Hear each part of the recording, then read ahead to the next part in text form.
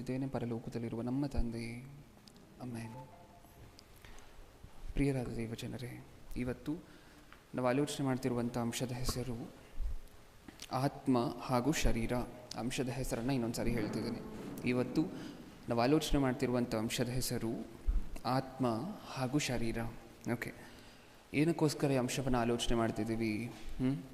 ಇದು ಪ್ರಾಥಮಿಕ ಪಾಠಗಳಲ್ಲಿ ಒಂದು ಪಾಠ ಪ್ರಿಯರೇ. ಪ್ರಾಥಮಿಕ ಅಂತ ಹೇಳಿದ್ರೆ ಪ್ರೈಮರಿಯಾಗಿ ಕಲಿಬೇಕಾಗಿರುವಂತಹ ಲೆಸನ್ಸಲ್ಲಿ ಒಂದು ಲೆಸನ್. ಕ್ರೈಸ್ತರಿಗಂತೂ ಗೊತ್ತೇ ಇರಬೇಕಾಗಿರುವಂತಹ ಲೆಸನ್ ಇದು, ಆತ್ಮ ಹಾಗೂ ಶರೀರ. ಈ ಮುಂಚೆ ನಾವು ಕೇಳಿದ್ದೀವಿ ಅನ್ನುವಂಥವ್ರು ಇದ್ದರೂ ಸಹ ದಯವಿಟ್ಟು ಇನ್ನೊಂದು ಸಾರಿ ಕೇಳಲಿಕ್ಕೆ ಪ್ರಯತ್ನ ಪಡೋಣ.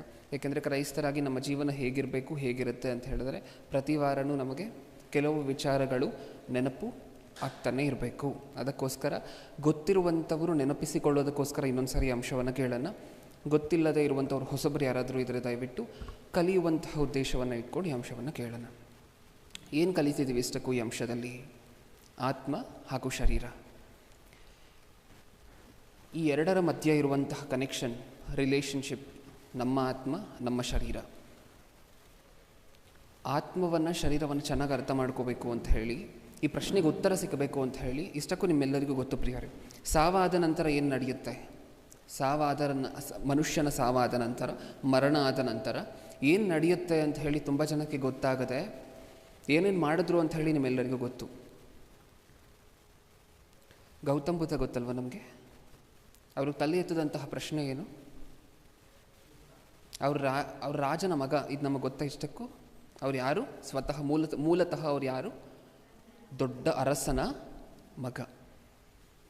ಆ ಅರಸನ ಮಗ ಆಗಿರುವಂಥವರು ಹೊರಗಡೆ ಹೋಗಿ ಎಲ್ಲವನ್ನು ಬಿಟ್ಟು, ತನಗಿರುವಂತಹ ಸರ್ವ ಐಶ್ವರ್ಯವನ್ನು ಸಹ ಬಿಟ್ಟು, ಅವ್ರ ತಂದೆ ಹೇಗೆ ನೋಡ್ಕೊಂಡಿದ್ರು ಅಂತ ಹೇಳಿದ್ರೆ ಒಂದು ದೊಡ್ಡ ಕಾಂಪೌಂಡ್ ಹಾಕಿ ಒಳಗಡೆನೇ ಇರಬೇಕು ಗೌತಮ್ ಬುದ್ಧ, ಹೊರಗಡೆ ಪ್ರಪಂಚದ ಕಷ್ಟ ಸುಖಗಳು ಗೊತ್ತಾಗಬಾರ್ದು ಅಂತ ಹೇಳಿ ಆ ರೀತಿ ಪ್ರಿಸರ್ವ್ ಮಾಡಿದರು ಗೌತಮ್ ಬುದ್ಧನನ್ನು.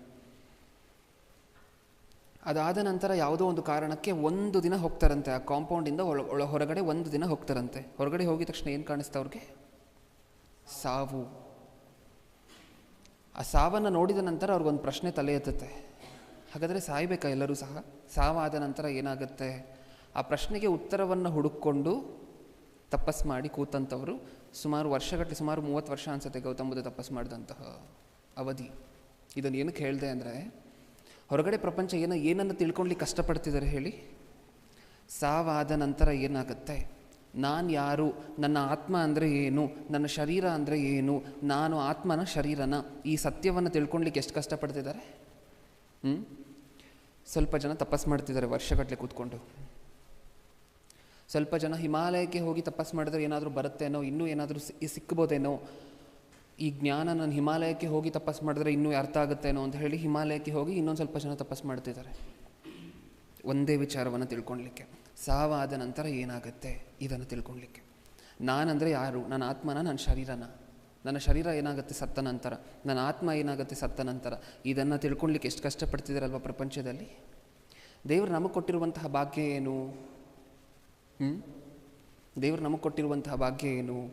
ಈ ಸತ್ಯವನ್ನು, ಎಲ್ಲರೂ ತಿಳಿಯಲೇಬೇಕಾಗಿರುವಂತಹ ಸತ್ಯವನ್ನು, ಶರೀರ ಹಾಗೂ ಆತ್ಮ, ಸಾವಾದ ನಂತರ ಆತ್ಮಕ್ಕೇನಾಗುತ್ತೆ, ಶರೀರಕ್ಕೇನಾಗುತ್ತೆ, ಈ ಸತ್ಯವನ್ನು ದೇವರು ಎಲ್ಲಿಟ್ಟಿದ್ದಾರೆ ಗೊತ್ತಾ ಪ್ರಿಯರೇ? ಸತ್ಯವೇದದಲ್ಲಿ. ನಾವು ಆದಿಕಾಂಡವನ್ನು ಓದಲಿಕ್ಕೆ ಶುರು ಮಾಡ್ತೀವಲ್ವ, ಆದಿಕಾಂಡದಲ್ಲಿ ಇಟ್ಟಿದ್ದಾರೆ ಈ ಸತ್ಯವನ್ನು. ಅಂದರೆ ಸತ್ಯವೇದದ ಮೊದಲನೇ ಪುಸ್ತಕವಾಗಿರುವಂತಹ ಆದಿಕಾಂಡದಲ್ಲಿ ಇಟ್ಟಿದ್ದಾರೆ ಈ ಸತ್ಯವನ್ನು. ಹೊರಗಡೆ ಪ್ರಪಂಚ ಏನೇನು ಮಾಡ್ತಿದೆ ಈ ಸತ್ಯವನ್ನು ತಿಳ್ಕೊಳ್ಲಿಕ್ಕೆ ಈಗಾಗಲೇ ನಾವು ಮಾತಾಡಿದ್ದೀವಲ್ವ. ಎಲ್ಲೆಲ್ಲಿ ಹೋಗಿ ತಪಸ್ ಮಾಡಿದ್ರೆ ಆಗುತ್ತೆ, ಯಾವ ಗುರುವಿನ ಹತ್ರ ಹೋಗಿ ವಿದ್ಯೆ ಕಲಿತರೆ ಆಗುತ್ತೆ ಅಂತ ಹೇಳಿ ಬೇರೆ ದೇಶಗಳಿಗೆ, ಬೇರೆ ದೇಶದಲ್ಲಿರುವಂಥವರು ನಮ್ಮ ದೇಶಕ್ಕೆ ಬಂದು ಸುಮಾರು ಸಾವಿರಾರು ಕಿಲೋಮೀಟರ್ಗಳ ಗಟ್ಟಲೆ ಪ್ರಯಾಣ ಮಾಡಿ ನಮಗೆ ಸತ್ಯ ತಿಳ್ಕೋಬೇಕು, ಸಾವಾದ ನಂತರ ಏನಾಗುತ್ತೆ ಅಂತ ತಿಳ್ಕೋಬೇಕು ಅಂತ ಹೇಳಿ ಹಿಮಾಲಯಕ್ಕೆ, ಅಲ್ಲಿ ಇಲ್ಲಿ ಮೊನಾಸ್ಟ್ರಿಗಳಿಗೆ ಇಷ್ಟೊಂದು ಕಷ್ಟಪಡ್ತಿರ್ಬೇಕಾದ್ರೆ ದೇವರು ಈ ಸತ್ಯವನ್ನು, ಸಾವಾದ ನಂತರ ತಿಳ್ಕೋಬೇಕಾಗಿರುವ ಏನಾಗುತ್ತೆ ಅಂತ ಹೇಳಿ ಈಗ ನಾವು ಅರ್ಥ ಮಾಡ್ಕೊಬೇಕಾಗಿರುವಂಥ ಸತ್ಯವನ್ನು ಎಲ್ಲಿಟ್ಟಿದ್ದಾರೆ? ಸತ್ಯವೇದದ ಪ್ರಥಮ ಪುಸ್ತಕವಾಗಿರುವಂತಹ ಆದಿಕಾಂಡದಲ್ಲಿ ಇಟ್ಟಿದ್ದಾರೆ. ನೋಡಿದ್ರೆ ಎಷ್ಟು ಸುಲಭವಾಗಿ ನಮಗೆ ದೇವರು ತಿಳಿಸ್ಕೊಡ್ತಿದ್ದಾರೆ. ಇಷ್ಟಕ್ಕೂ ಆದಿಕಾಂಡದಲ್ಲಿ ಎಲ್ಲಿದೆ ಬ್ರದರ್? ಆತ್ಮದ ಬಗ್ಗೆ ಹಾಗೂ ಶರೀರದ ಬಗ್ಗೆ ಗಮನ ಕೊಟ್ಟು ಎಲ್ಲರೂ ಹೇಳುವಂತಹ ವಿಚಾರಗಳನ್ನು ನೋಟ್ ಮಾಡ್ಕೊಂಡು ಇಟ್ಕೊಳ್ಳಿ ಪ್ರಿಯರೇ. ದಯವಿಟ್ಟು ನೀವು ಇದನ್ನು ಇನ್ನೊಬ್ಬರಿಗೆ ಹೇಳಬೇಕಾದ್ರೂ ನಿಮಗೆ ಕೆಲಸಕ್ಕೆ ಬರುತ್ತೆ. ಯಾಕೆಂದರೆ ಫಸ್ಟ್ ಲೆಸನ್ ಇದೆ ಅಲ್ಲೋ ಹೇಳಬೇಕು ಇನ್ನೊಬ್ಬರು ಸಿಕ್ಕಿದಾಗ. ಯಾರು ಏಸು ಅಂತ ಹೇಳಿದ್ರೆ ಗೊತ್ತಿಲ್ಲದೆ ಇರುವಂಥವ್ರು ಯಾರಾದರೂ ನಿಮ್ಮ ಕೈಗೆ ಸಿಕ್ಕಿದ್ರು ಅಂತ ಅಂದ್ಕೊಳ್ಳಿ, ಅವ್ರಿಗೆ ಹೇಳಬೇಕಾಗಿರುವಂತಹ ಪ್ರಿಲಿಮಿನರಿ ಪ್ರೈಮರಿ ಲೆಸನ್ಸಲ್ಲಿ ಇದೆ ಅಲ್ವಾ, ಪ್ರಮುಖವಾಗಿರುವಂತಹದ್ದು ಆತ್ಮದ ಬಗ್ಗೆ, ಶರೀರದ ಬಗ್ಗೆ, ಹೌದಲ್ವಾ?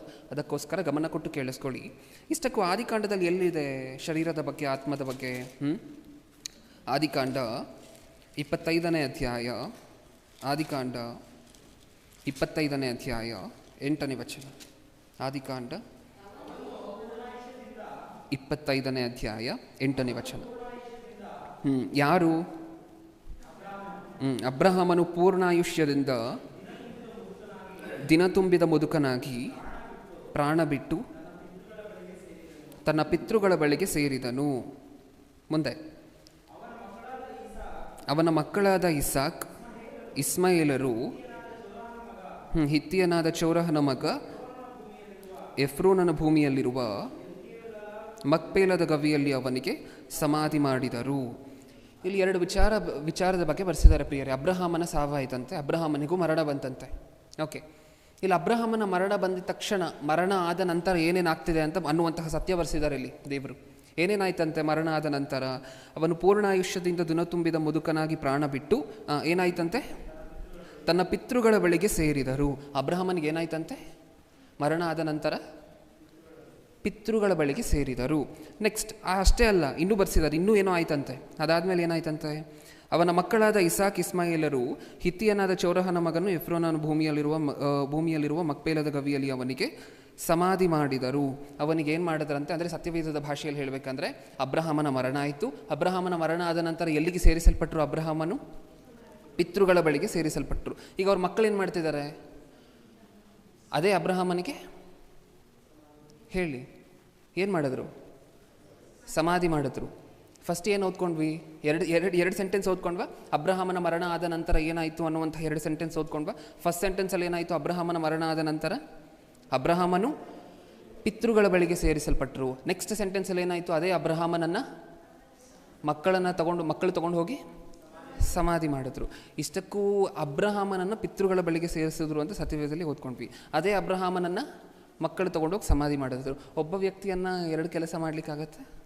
ಅದೇ ವ್ಯಕ್ತಿ ಪಿತೃಗಳ ಬಳಿಗೆ ಸೇರಲ್ಪಟ್ಟು ಅದೇ ವ್ಯಕ್ತಿ ಮಕ್ಕಳು ತೊಗೊಂಡೋಗಿ ಸಮಾಧಿ ಮಾಡಲಿಕ್ಕಾಗತ್ತಾ? ಆಗತ್ತಾ? ಇಲ್ಲಿ ಏನು ಓದ್ಕೊಂಡ್ವಿ ನಾವು? ಅಬ್ರಹಾಮನು ಸತ್ರು, ಅಬ್ರಹಾಮನು ಪಿತೃಗಳ ಬಳಿಗೆ ಸೇರಿಸಲ್ಪಟ್ಟರು. ಅದೇ ಅಬ್ರಹಾಮನನ್ನು ಮಕ್ಕಳು ತೊಗೊಂಡೋಗಿ ಸಮಾಧಿ ಮಾಡಿದ್ರು. ಇದು ಹೆಂಗಾಗುತ್ತೆ? ಅಲ್ಲಿ ಬರ್ಸಿದ್ದಾರೆ ಕರೆಕ್ಟು. ಆತ್ಮ ನಾವು ಇಷ್ಟು ದಿನ ಅರ್ಥ ಮಾಡ್ಕೊಂಡಿದ್ದೀವಿ ಲೆಸನನ್ನು. ಓಕೆ, ಸತ್ಯವೇದವನ್ನು ನಾವು ಇನ್ನೊಬ್ರಿಗೆ ತೋರಿಸಿ ಹೇಳಲಿಕ್ಕೆ ವಚನಗಳು ಬೇಕಲ್ವ? ಅದಕ್ಕೋಸ್ಕರ ಇಲ್ಲಿ ಸತ್ಯವೇದ ಕೊಟ್ಟಿದ್ಯಾ, ಕ್ಲಾರಿಟಿ ಕೊಟ್ಟಿದ್ಯಾ? ಅಬ್ರಹಾಮನ ಆತ್ಮ ಪಿತೃಗಳ ಬಳಿಗೆ ಸೇರಿಸಲ್ಪಡ್ತು, ಅಬ್ರಹಾಮನ ಶರೀರವನ್ನು ಸಮಾಧಿ ಮಾಡಿದ್ರು ಅನ್ನುವಂಥ ಕ್ಲಾರಿಟಿ ಕೊಟ್ಟಿದೆಯಾ? ಈ ವಚನದಲ್ಲಿ ಕೊಟ್ಟಿಲ್ಲ. ಓಕೆ, ಅಬ್ರಹಾಮನ ಮಗನ ವಿಚಾರಕ್ಕೆ ಹೋಗಿ ನೋಡೋಣ. ಅಬ್ರಹಾಮನ ಮಗನ ವಿಚಾರವನ್ನು ಬರೆಸಬೇಕಾದ್ರೆ ಏನಾದರೂ ದೇವರು ಕ್ಲಾರಿಟಿ ಕೊಟ್ಟಿದ್ದಾರಾ ಅಂತ ಹೇಳಿ ಇಸಾಕನ ಮರಣದ ಸಂದರ್ಭಕ್ಕೆ ಬರೋಣ. ಆದಿಕಾಂಡ 35ನೇ ಅಧ್ಯಾಯ 28ನೇ ವಚನ. ಆದಿಕಾಂಡ 35ನೇ ಅಧ್ಯಾಯ 28ನೇ ವಚನ.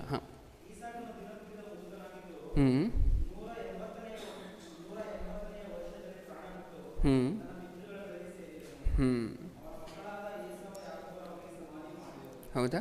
ಇಸಾಕನು ದಿನ ತುಂಬಿದ ಮುದುಕನಾಗಿದ್ದು 180ನೆಯ ವರ್ಷದಲ್ಲಿ ಪ್ರಾಣ ಬಿಟ್ಟು ತನ್ನ ಪಿತೃಗಳ ಬಳಿಗೆ ಸೇರಿದನು. ಅವನ ಮಕ್ಕಳಾದ ಏಸಾವ್, ಯಾಕೋಬರು ಅವನಿಗೆ ಸಮಾಧಿ ಮಾಡಿದರು. ಇಲ್ಲೂ ಏನು ಬರ್ಸಿದ್ದಾರೆ ಮತ್ತೆ? ಇಸಾಕನು ಮರಣ ಹೊಂದುತ್ತಾರೆ, ಇಸಾಕನು ಪಿತೃಗಳ ಬಳಿಗೆ ಸೇರಿಸಲ್ಪಡ್ತಾರೆ. ಅದೇ ಇಸಾಕನನ್ನ ಮಕ್ಕಳು ತಗೊಂಡು ಹೋಗಿ ಮಣ್ಣು ಮಾಡ್ತಾರೆ. ಈ 2 ವಚನವನ್ನು ನಾವು ಸರಿಯಾಗಿ ಓದಿದ್ರೆ ಸತ್ಯವೇದವನ್ನು ದೇವರು ಎಷ್ಟು ಚೆನ್ನಾಗಿ ಬರ್ಸಿದ್ದಾರೆ ಅಂದರೆ ಒಂದು ಸೀಕ್ವೆನ್ಸಲ್ಲಿ ಪ್ರಿಯರೇ. ಅಬ್ರಹಾಮನ ಚರಿತ್ರೆಯನ್ನು ಓದಿದ್ವಾ? ಅಬ್ರಹಾಮನ ಸಾವಿನ ಸಂದರ್ಭವನ್ನು ಏನೂ ಗೊತ್ತಿಲ್ಲ ಅಂತ ಅಂದ್ಕೊಳ್ಳಿ. ನಮಗೆ ಸತ್ಯವೇದದ ಬಗ್ಗೆ ಆತ್ಮ ಅಂದರೆ ಏನು, ಶರೀರ ಅಂದರೆ ಏನು ಒಂದು ಸ್ವಲ್ಪನೂ ಗೊತ್ತಿಲ್ಲ ಅಂತ ಅಂದ್ಕೊಳ್ಳಿ. ಸತ್ಯವೇದವನ್ನು ಫಸ್ಟ್ ಟೈಮ್ ಓಪನ್ ಮಾಡಿದ್ದೀವಿ, ಆದಿಕಾಂಡದಿಂದ ಓದಲಿಕ್ಕೆ ಶುರು ಮಾಡಿದ್ದೀವಿ. ದೇವರು ನಮಗೆ ಸತ್ಯವನ್ನು ಎಲ್ಲಿ ತಿಳಿಸ್ತಿದ್ರು ಗೊತ್ತಾ? ಅಬ್ರಹಾಮನ ಸಾವಿನ ಸಂದರ್ಭವನ್ನು ಓದಿದ್ರೆ ಏನು ಅನ್ನಿಸ್ತಿತ್ತು ನಮಗೆ? ಏನು ಗೊತ್ತಿಲ್ಲ ಅಂದಿದ್ರೆ, ಆತ್ಮ ಶರೀರ ಇದು ಯಾವುದು ಗೊತ್ತಿಲ್ಲ ಅಂತ ಹೇಳಿದರೆ ಏನು ಅನ್ನಿಸ್ತಿತ್ತು? ಅಬ್ರಹಾಮನ ಸಂದರ್ಭವನ್ನು ಓದಿದಾಗ ಏನು ಅನ್ನಿಸ್ತಿತ್ತು? ಡೌಟ್ ಬರ್ತಿತ್ತು, ನಿಜನಾ ಇಲ್ವಾ? ಡೌಟ್ ಬರ್ತಾ ಇತ್ತಾ ಅಬ್ರಹಾಮನ ಸಂದರ್ಭ ಓದಬೇಕಾದ್ರೆ? ಅದು ಹೆಂಗೆ ಅಬ್ರಹಾಮನನ್ನು ದೇವರು ಪಿತೃಗಳ ಬಳಿಗೆ ಸೇರಿಸ್ತಾರೆ, ಅದೇ ಅಬ್ರಹಾಮನನ್ನು ಮಕ್ಕಳು ಮಣ್ಣು ಮಾಡ್ತಾರೆ. ಹೇಗೆ ಒಬ್ಬ ವ್ಯಕ್ತಿಯನ್ನು ಎರಡು ಕೆಲಸಗಳು ಹೇಗೆ ನಡೀತಿದೆ ಒಬ್ಬ ವ್ಯಕ್ತಿಯಲ್ಲಿ ಅಂತ ಹೇಳಿ ಡೌಟ್ ಬರ್ತಾ ಇತ್ತು. ಅಬ್ರಹಾಮನಾದ ನಂತರ ಯಾರ ಚರಿತ್ರೆಯನ್ನು ಓದ್ತಿದ್ವಿ ಮೇಜರಾಗಿ? ಇಸಾಕನ ಚರಿತ್ರೆ. ಇಸಾಕನ ಚರಿತ್ರೆಯನ್ನು ಓದಬೇಕಾದ್ರೂ ಏನು ಬಂದಿರಬೇಕಿತ್ತು? ಅದೇ ಡೌಟ್ ಬರಬೇಕಿತ್ತು. ನಿಜನಾ? ಈಗ ದೇವರು ಮಕ್ಕಳ ನಿಮಗೆ ಡೌಟ್ಗಳು ಮತ್ತೆ ಮತ್ತೆ ಮತ್ತೆ ಬಂದಾಗ ಆ ಡೌಟ್ಗೆ ಹೆಂಗಾದರೂ ಮಾಡಿ ಆನ್ಸರ್ ಹುಡುಕೋಬೇಕು ಅಂತ ಹೇಳಿ ಆ ಉದ್ದೇಶವನ್ನು ನೀವು ಇಟ್ಕೊಂಡು ಓದಿದಾಗ ನಿಮಗೆ ಆನ್ಸರನ್ನು ನಾನು ಆದಿಕಾಂಡದಲ್ಲೇ ಬರೆಸಿದ್ದೀನಿ. ಇನ್ನೊಂದು ಸ್ವಲ್ಪ ಮುಂದೆ ಹೋಗಿ ಓದಬೇಕಲ್ವ? ಅಬ್ರಹಾಮನ ಚರಿತ್ರೆ ಆಯಿತು, ಇಸಾಕನ ಚರಿತ್ರೆ ಆಯಿತು, ಅಂದರೆ ಮರಣದ ಚರಿತ್ರೆ. ಇನ್ನು ನೆಕ್ಸ್ಟ್ ಯಾಕೋಬನ ಮರಣ ಚರಿತ್ರೆಗೆ ಒಂದು ಸರಿ ಹೋಗಿ ನೋಡೋಣ. ಮರಣದ ಸಂದರ್ಭ ಹೇಗಿತ್ತು ಯಾಕೋಬನದ್ದು? ಯಾಕೋಬನ ಮರಣದ ಸಂದರ್ಭವನ್ನು ಬರೆಸಬೇಕಾದ್ರೆ ದೇವರೇನಾದರೂ ಕ್ಲಾರಿಟಿ ಕೊಟ್ಟಿದ್ದಾರಾ? ಆದಿಕಾಂಡ 49ನೇ ಅಧ್ಯಾಯ 33ನೇ ವಚನ. ಆದಿಕಾಂಡ 49ನೇ ಅಧ್ಯಾಯ 33ನೇ ವಚನ. ಹಾಂ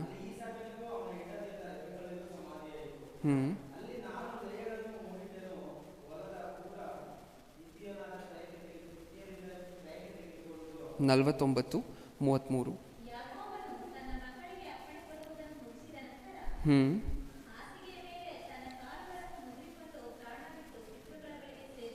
ಯಾಕೋಬನು ತನ್ನ ಮಕ್ಕಳಿಗೆ ಅಪ್ಪಣೆ ಕೊಡುವುದನ್ನು ಮುಗಿಸಿದ ನಂತರ ಹಾಸಿಗೆಯ ಮೇಲೆ ತನ್ನ ಕಾಲುಗಳನ್ನು ಮುದುರಿಕೊಂಡು ಪ್ರಾಣ ಬಿಟ್ಟು ಪಿತೃಗಳ ಬಳಿಗೆ ಸೇರಿದನು. ಇವರು ಎಲ್ಲಿಗೆ ಸೇರಿದ್ರಂತೆ? ಪಿತೃಗಳ ಬಳಿಗೆ. ಪಿತೃಗಳ ಬಳಿ ಅಂತ ಹೇಳಿದ್ರೆ ನಮ್ಗೆ ಈಗಾಗಲೇ ಗೊತ್ತಾಗಿರ್ಬೇಕಲ್ವ ಪ್ರಿಯರೇ? ಪರದೇಶಿಯಲ್ಲಿ ಯಾತನೆ ಹೊಂದುವಂತಹ ಸ್ಥಳನೂ ಇದೆ, ಮತ್ತು ದೇವರ ಭಕ್ತರು ವಿಶ್ರಾಂತಿ ತಗೊಳ್ತಿರುವಂತಹ ಸ್ಥಳನೂ ಇದೆ. ಅವರೇ ಪಿತೃಗಳಲ್ವ? ಅಬ್ರಹಾಮನಿಗೆ ಪಿತೃ ಯಾರಾಗಿರಬೇಕು? ಅಬ್ರಹಾಮನಿಗಿಂತ ಹಿಂದೆ ಭೂಮಿ ಮೇಲೆ ವಾಸ ಮಾಡಿದಂತಹ ನೀತಿವಂತರು, ನೋಹನು, ಹೌದಾ, ಎಬೇಲನು, ಇವರೆಲ್ಲ ಅಬ್ರಹಾಮನಿಗೆ ಪಿತೃಗಳು. ಓಕೆ, ಈಗ ಯಾಕೋಬನ ವಿಚಾರದಲ್ಲಿ ಏನು ಬರೆಸಿದ್ದಾರೆ?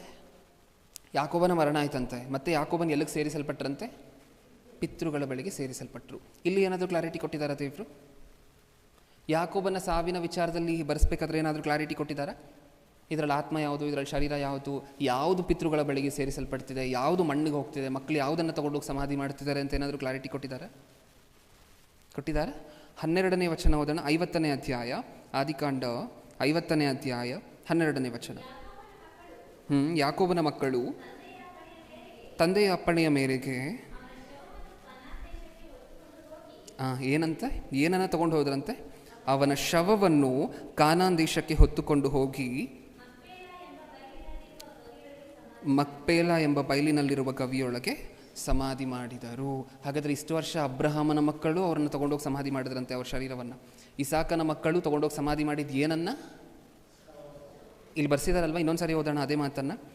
ಯಾಕೋಬನ ಮಕ್ಕಳು ತಂದೆಯ ಅಪ್ಪಣೆಯ ಮೇರೆಗೆ ಅವನ ಶವವನ್ನು ಕಾನಾನ್ ದೇಶಕ್ಕೆ ಹೊತ್ತುಕೊಂಡು ಹೋಗಿ ಮಕ್ಪೇಲ ಎಂಬ ಬಯಲಿನಲ್ಲಿರುವ ಗವಿಯೊಳಗೆ ಸಮಾಧಿ ಮಾಡಿದರು. ಹಾಗಾದರೆ ನಾವು 3 ಸತಿದು ಓದಿದ್ದು ಇದರಲ್ಲಿ ಯಾವುದು ಸಮಾಧಿ ಮಾಡಲ್ಪಟ್ಟಿರುವಂತಹದ್ದು, ಯಾವುದು ಪಿತೃಗಳ ಬಳಿಗೆ ಸೇರಿಸಲ್ಪಟ್ಟಿರುವಂತಹದ್ದು? ಹೌದಾ? ಎಲ್ಲಿ ಕೊಟ್ಟರು ದೇವರು ನಮಗೆ ಕ್ಲಾರಿಟಿಯನ್ನು? ಪ್ರಕಟಣೆ ಗ್ರಂಥದಲ್ಲ. ನೀವು ಆದಿಕಾಂಡದಿಂದ ಹಿಡಿದು ಪ್ರಕಟಣೆ ಗ್ರಂಥದವರೆಗೂ ಓದಬೇಕು. ಪ್ರಕಟಣೆ ಗ್ರಂಥದಲ್ಲಿ ನಿಮಗೆ ಸತ್ಯ ತಿಳಿಸ್ಕೊಡ್ತೀನಿ. ಅಂದರೆ ಹೆಂಗೆ ಎಷ್ಟು ಸುಲಭವಾಗಿ ಸತ್ಯವೇದವನ್ನು ಇಟ್ಟಿದ್ದಾರೆ ದೇವರು. ಆತ್ಮ ಶರೀರದ ಬಗ್ಗೆ ಏನೂ ಗೊತ್ತಿಲ್ಲ ಅಂತ ಹೇಳಿದ್ರು. ಮೊಟ್ಟ ಮೊದಲನೇದಾಗಿ ನಾನು ಆಸಕ್ತಿಯಿಂದ ಸತ್ಯವೇದವನ್ನು ಓದ್ತೀವಿ ಅಂತ ಹೇಳಿ ಕೂತ್ಕೊಂಡ್ರೆ ಒಬ್ಬ ವ್ಯಕ್ತಿಗೆ ಎಲ್ಲಿ ತಿಳಿಸ್ಕೊಡ್ತಾರೆ ಆತ್ಮ ಹಾಗೂ ಶರೀರದ ಸತ್ಯವನ್ನು? 30-40 ವರ್ಷ ತಪಸ್ ಮಾಡಬೇಕು. ಅಂದರೆ ಮರದ ಕೆಳಗಡೆ ಕೂತ್ಕೊಂಡು ಕಣ್ಣು ಮುಚ್ಕೊಂಡು ತಪಸ್ ಮಾಡಬೇಕಾಗಿಲ್ಲ. ಆತ್ಮ ಶರೀರದ ಬಗ್ಗೆ ನಿಜ ಗೊತ್ತಾಗಬೇಕು ಅಂದರೆ ಏನು ಓದಬೇಕು? ಸತ್ಯವೇದ ಓದಬೇಕು. ಮೊದಲನೇ ಗ್ರಂಥದಲ್ಲಿ ಕೊಟ್ಟಿದ್ದಾರೆ ದೇವರು ಕ್ಲಾರಿಟಿ. ಇದರಲ್ಲಿ ಯಾವ್ದು ಫಸ್ಟು ಯಾವ್ದು ಸೆಕೆಂಡ್ ಅಂತಲೂ ಬರ್ಸಿದ್ದಾರೆ. ನಿಜನಾ ಇಲ್ವಾ? ಯಾವ್ದು ಫಸ್ಟ್ ನಡೆಯುತ್ತೆ? ಆತ್ಮ ಪಿತೃಗಳ ಬಳಿಗೆ ಸೇರಿಸಲ್ಪಡುವಂತಹದ್ದು ಫಸ್ಟ್ ನಡೆಯುತ್ತೆ. ಅದಾದ ನಂತರ ಅಂದರೆ ನಿಮಗೆ ಗೊತ್ತು, ಭೂಮಿ ಮೇಲೆ ಒಬ್ಬರು ಮರಣ ಹೊಂದಿದ್ದಾರೆ ಅಂತ ಹೇಳಿದರೆ ಸಮಾಧಿ ಕಾರ್ಯಕ್ರಮ ಎಷ್ಟೊತ್ತಾಗುತ್ತೆ ಅಂತ ನಿಮಗೆ ಗೊತ್ತು. ಆದರೆ ಸತ್ತ ಕ್ಷಣ ಮಾತ್ರದಲ್ಲಿ ಎಲ್ಲಿರುತ್ತೆ ಆತ್ಮ? ಪಿತೃಗಳ ಬಳಿಯಲ್ಲಿ, ನೀತಿವಂತನಾಗಿದ್ದರೆ. ಓಕೆ, ಇವಾಗವರೆಗೂ ಏನು ಅರ್ಥ ಆಯಿತು ನಮಗೆ? ಆತ್ಮ ಹಾಗೂ ಶರೀರ ಅನ್ನುವಂಥ ಈ ಸಬ್ಜೆಕ್ಟಲ್ಲಿ ಇವಾಗವರೆಗೂ ಏನು ಅರ್ಥ ಆಯಿತು? ಹಾಗಾದರೆ ಮನುಷ್ಯ ಅಂತ ಹೇಳಿ ಕರಿತಿದ್ದೀವಿ ಅಂತ ಹೇಳಿದ್ರೆ, ಮನುಷ್ಯ ಅಂತ ಯಾರನ್ನು ಕರಿತೀವಿ? ಆತ್ಮ ಇರಬೇಕು. ಆ ವ್ಯಕ್ತಿಯಲ್ಲಿ ಬದುಕಿರಿದ್ರೆ ಆತ್ಮ ಇರುತ್ತೆ, ಶರೀರ ಇರುತ್ತೆ. ಈ ಒಟ್ಟಾಗಿರುತ್ತಲ್ವ, ಆ ಒಟ್ಟಾಗಿರುವಂತಹದ್ದನ್ನೇ ಮನುಷ್ಯ ಅಂತ ಹೇಳಿ ಕರಿತೀವಿ. ಓಕೆ, ಮರಣ ಹೊಂದಿದ್ರೆ ಏನಾಗುತ್ತೆ? ಈ ಒಟ್ಟಾಗಿರುವಂತಹದ್ದು ಏನಾಗುತ್ತೆ? ಮರಣ ಹೊಂದಿದ್ರೆ ಬೇರ್ಪಡುತ್ತೆ. ಆ ಬೇರ್ಪಟ್ಟಿರುವಂತಹದ್ರಲ್ಲಿ ಆತ್ಮ ಎಲ್ಲಿಗೆ ಹೋಗುತ್ತೆ? ನೀತಿವಂತನಾದರೆ ಪಿತೃಗಳ ಬಳಿಗೆ, ಇಲ್ಲ ಅಂತ ಹೇಳಿದ್ರೆ ಯಾತನೆ ಪಡುವಂಥ ಸ್ಥಳಕ್ಕೆ. ಶರೀರ ಎಲ್ಲಿಗೆ ಹೋಗುತ್ತೆ? ಮಣ್ಣಿಗೆ. ಹಾಗಾದರೆ ಆತ್ಮ ಶರೀರ ಎರಡು ಬೇರೆ ಬೇರೆನಾ? ಆತ್ಮ ಶರೀರ ಎರಡು ಬೇರೆ ಬೇರೆನಾ? ಇಷ್ಟಕ್ಕೂ ಆತ್ಮ ಶರೀರದಲ್ಲಿ ನಮಗೆ ಆತ್ಮ ಇದೆ, ಶರೀರ ಇದೆ. ಈಗ ಈ ಆತ್ಮ ಶರೀರ ಎರಡು ಆಸ್ಪೆಕ್ಟ್ಗಳಲ್ಲಿ, ಎರಡು ವಿಚಾರಗಳಲ್ಲಿ ನಾವ್ಯಾವುದು? ನಾವು ಅನ್ನುವಂತಹದ್ದು ಯಾವುದು? ಆತ್ಮ.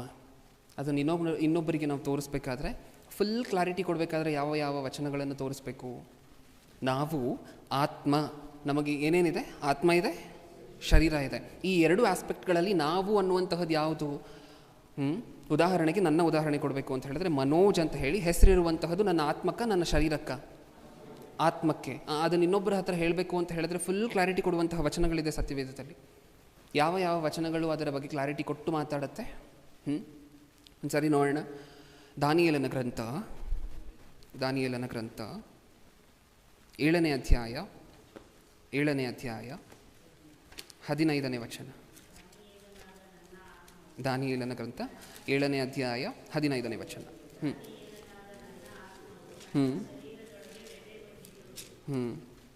ಏನಂತೆ? ದಾನಿಯೇಲನಾದ ನನ್ನ ಆತ್ಮವು ನನ್ನ ಶರೀರದೊಳಗೆ ವ್ಯತೆಗೊಂಡಿತು.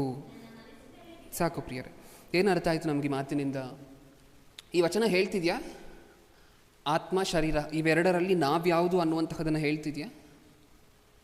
ಇನ್ನೊಂದು ಸಾರಿ ಓದಿ ನೋಡೋಣ, ಏನಾದರೂ ಹೇಳುತ್ತೇನೋ. ದಾನಿಯೇಲನಾದ ನನ್ನ ಆತ್ಮವು, ಒಂದು ನಿಮಿಷ, ದಾನಿಯೇಲನಾದ ನನ್ನ ಆತ್ಮವು, ಈ ಮಾತಿಂದ ನಮ್ಗೇನು ಅರ್ಥ ಆಯಿತು ಪ್ರಿಯರೇ? ದಾನಿಯೇಲನಾದ ನನ್ನ ಆತ್ಮವು, ಏನರ್ಥ ಆಯಿತು ನಮಗೆ?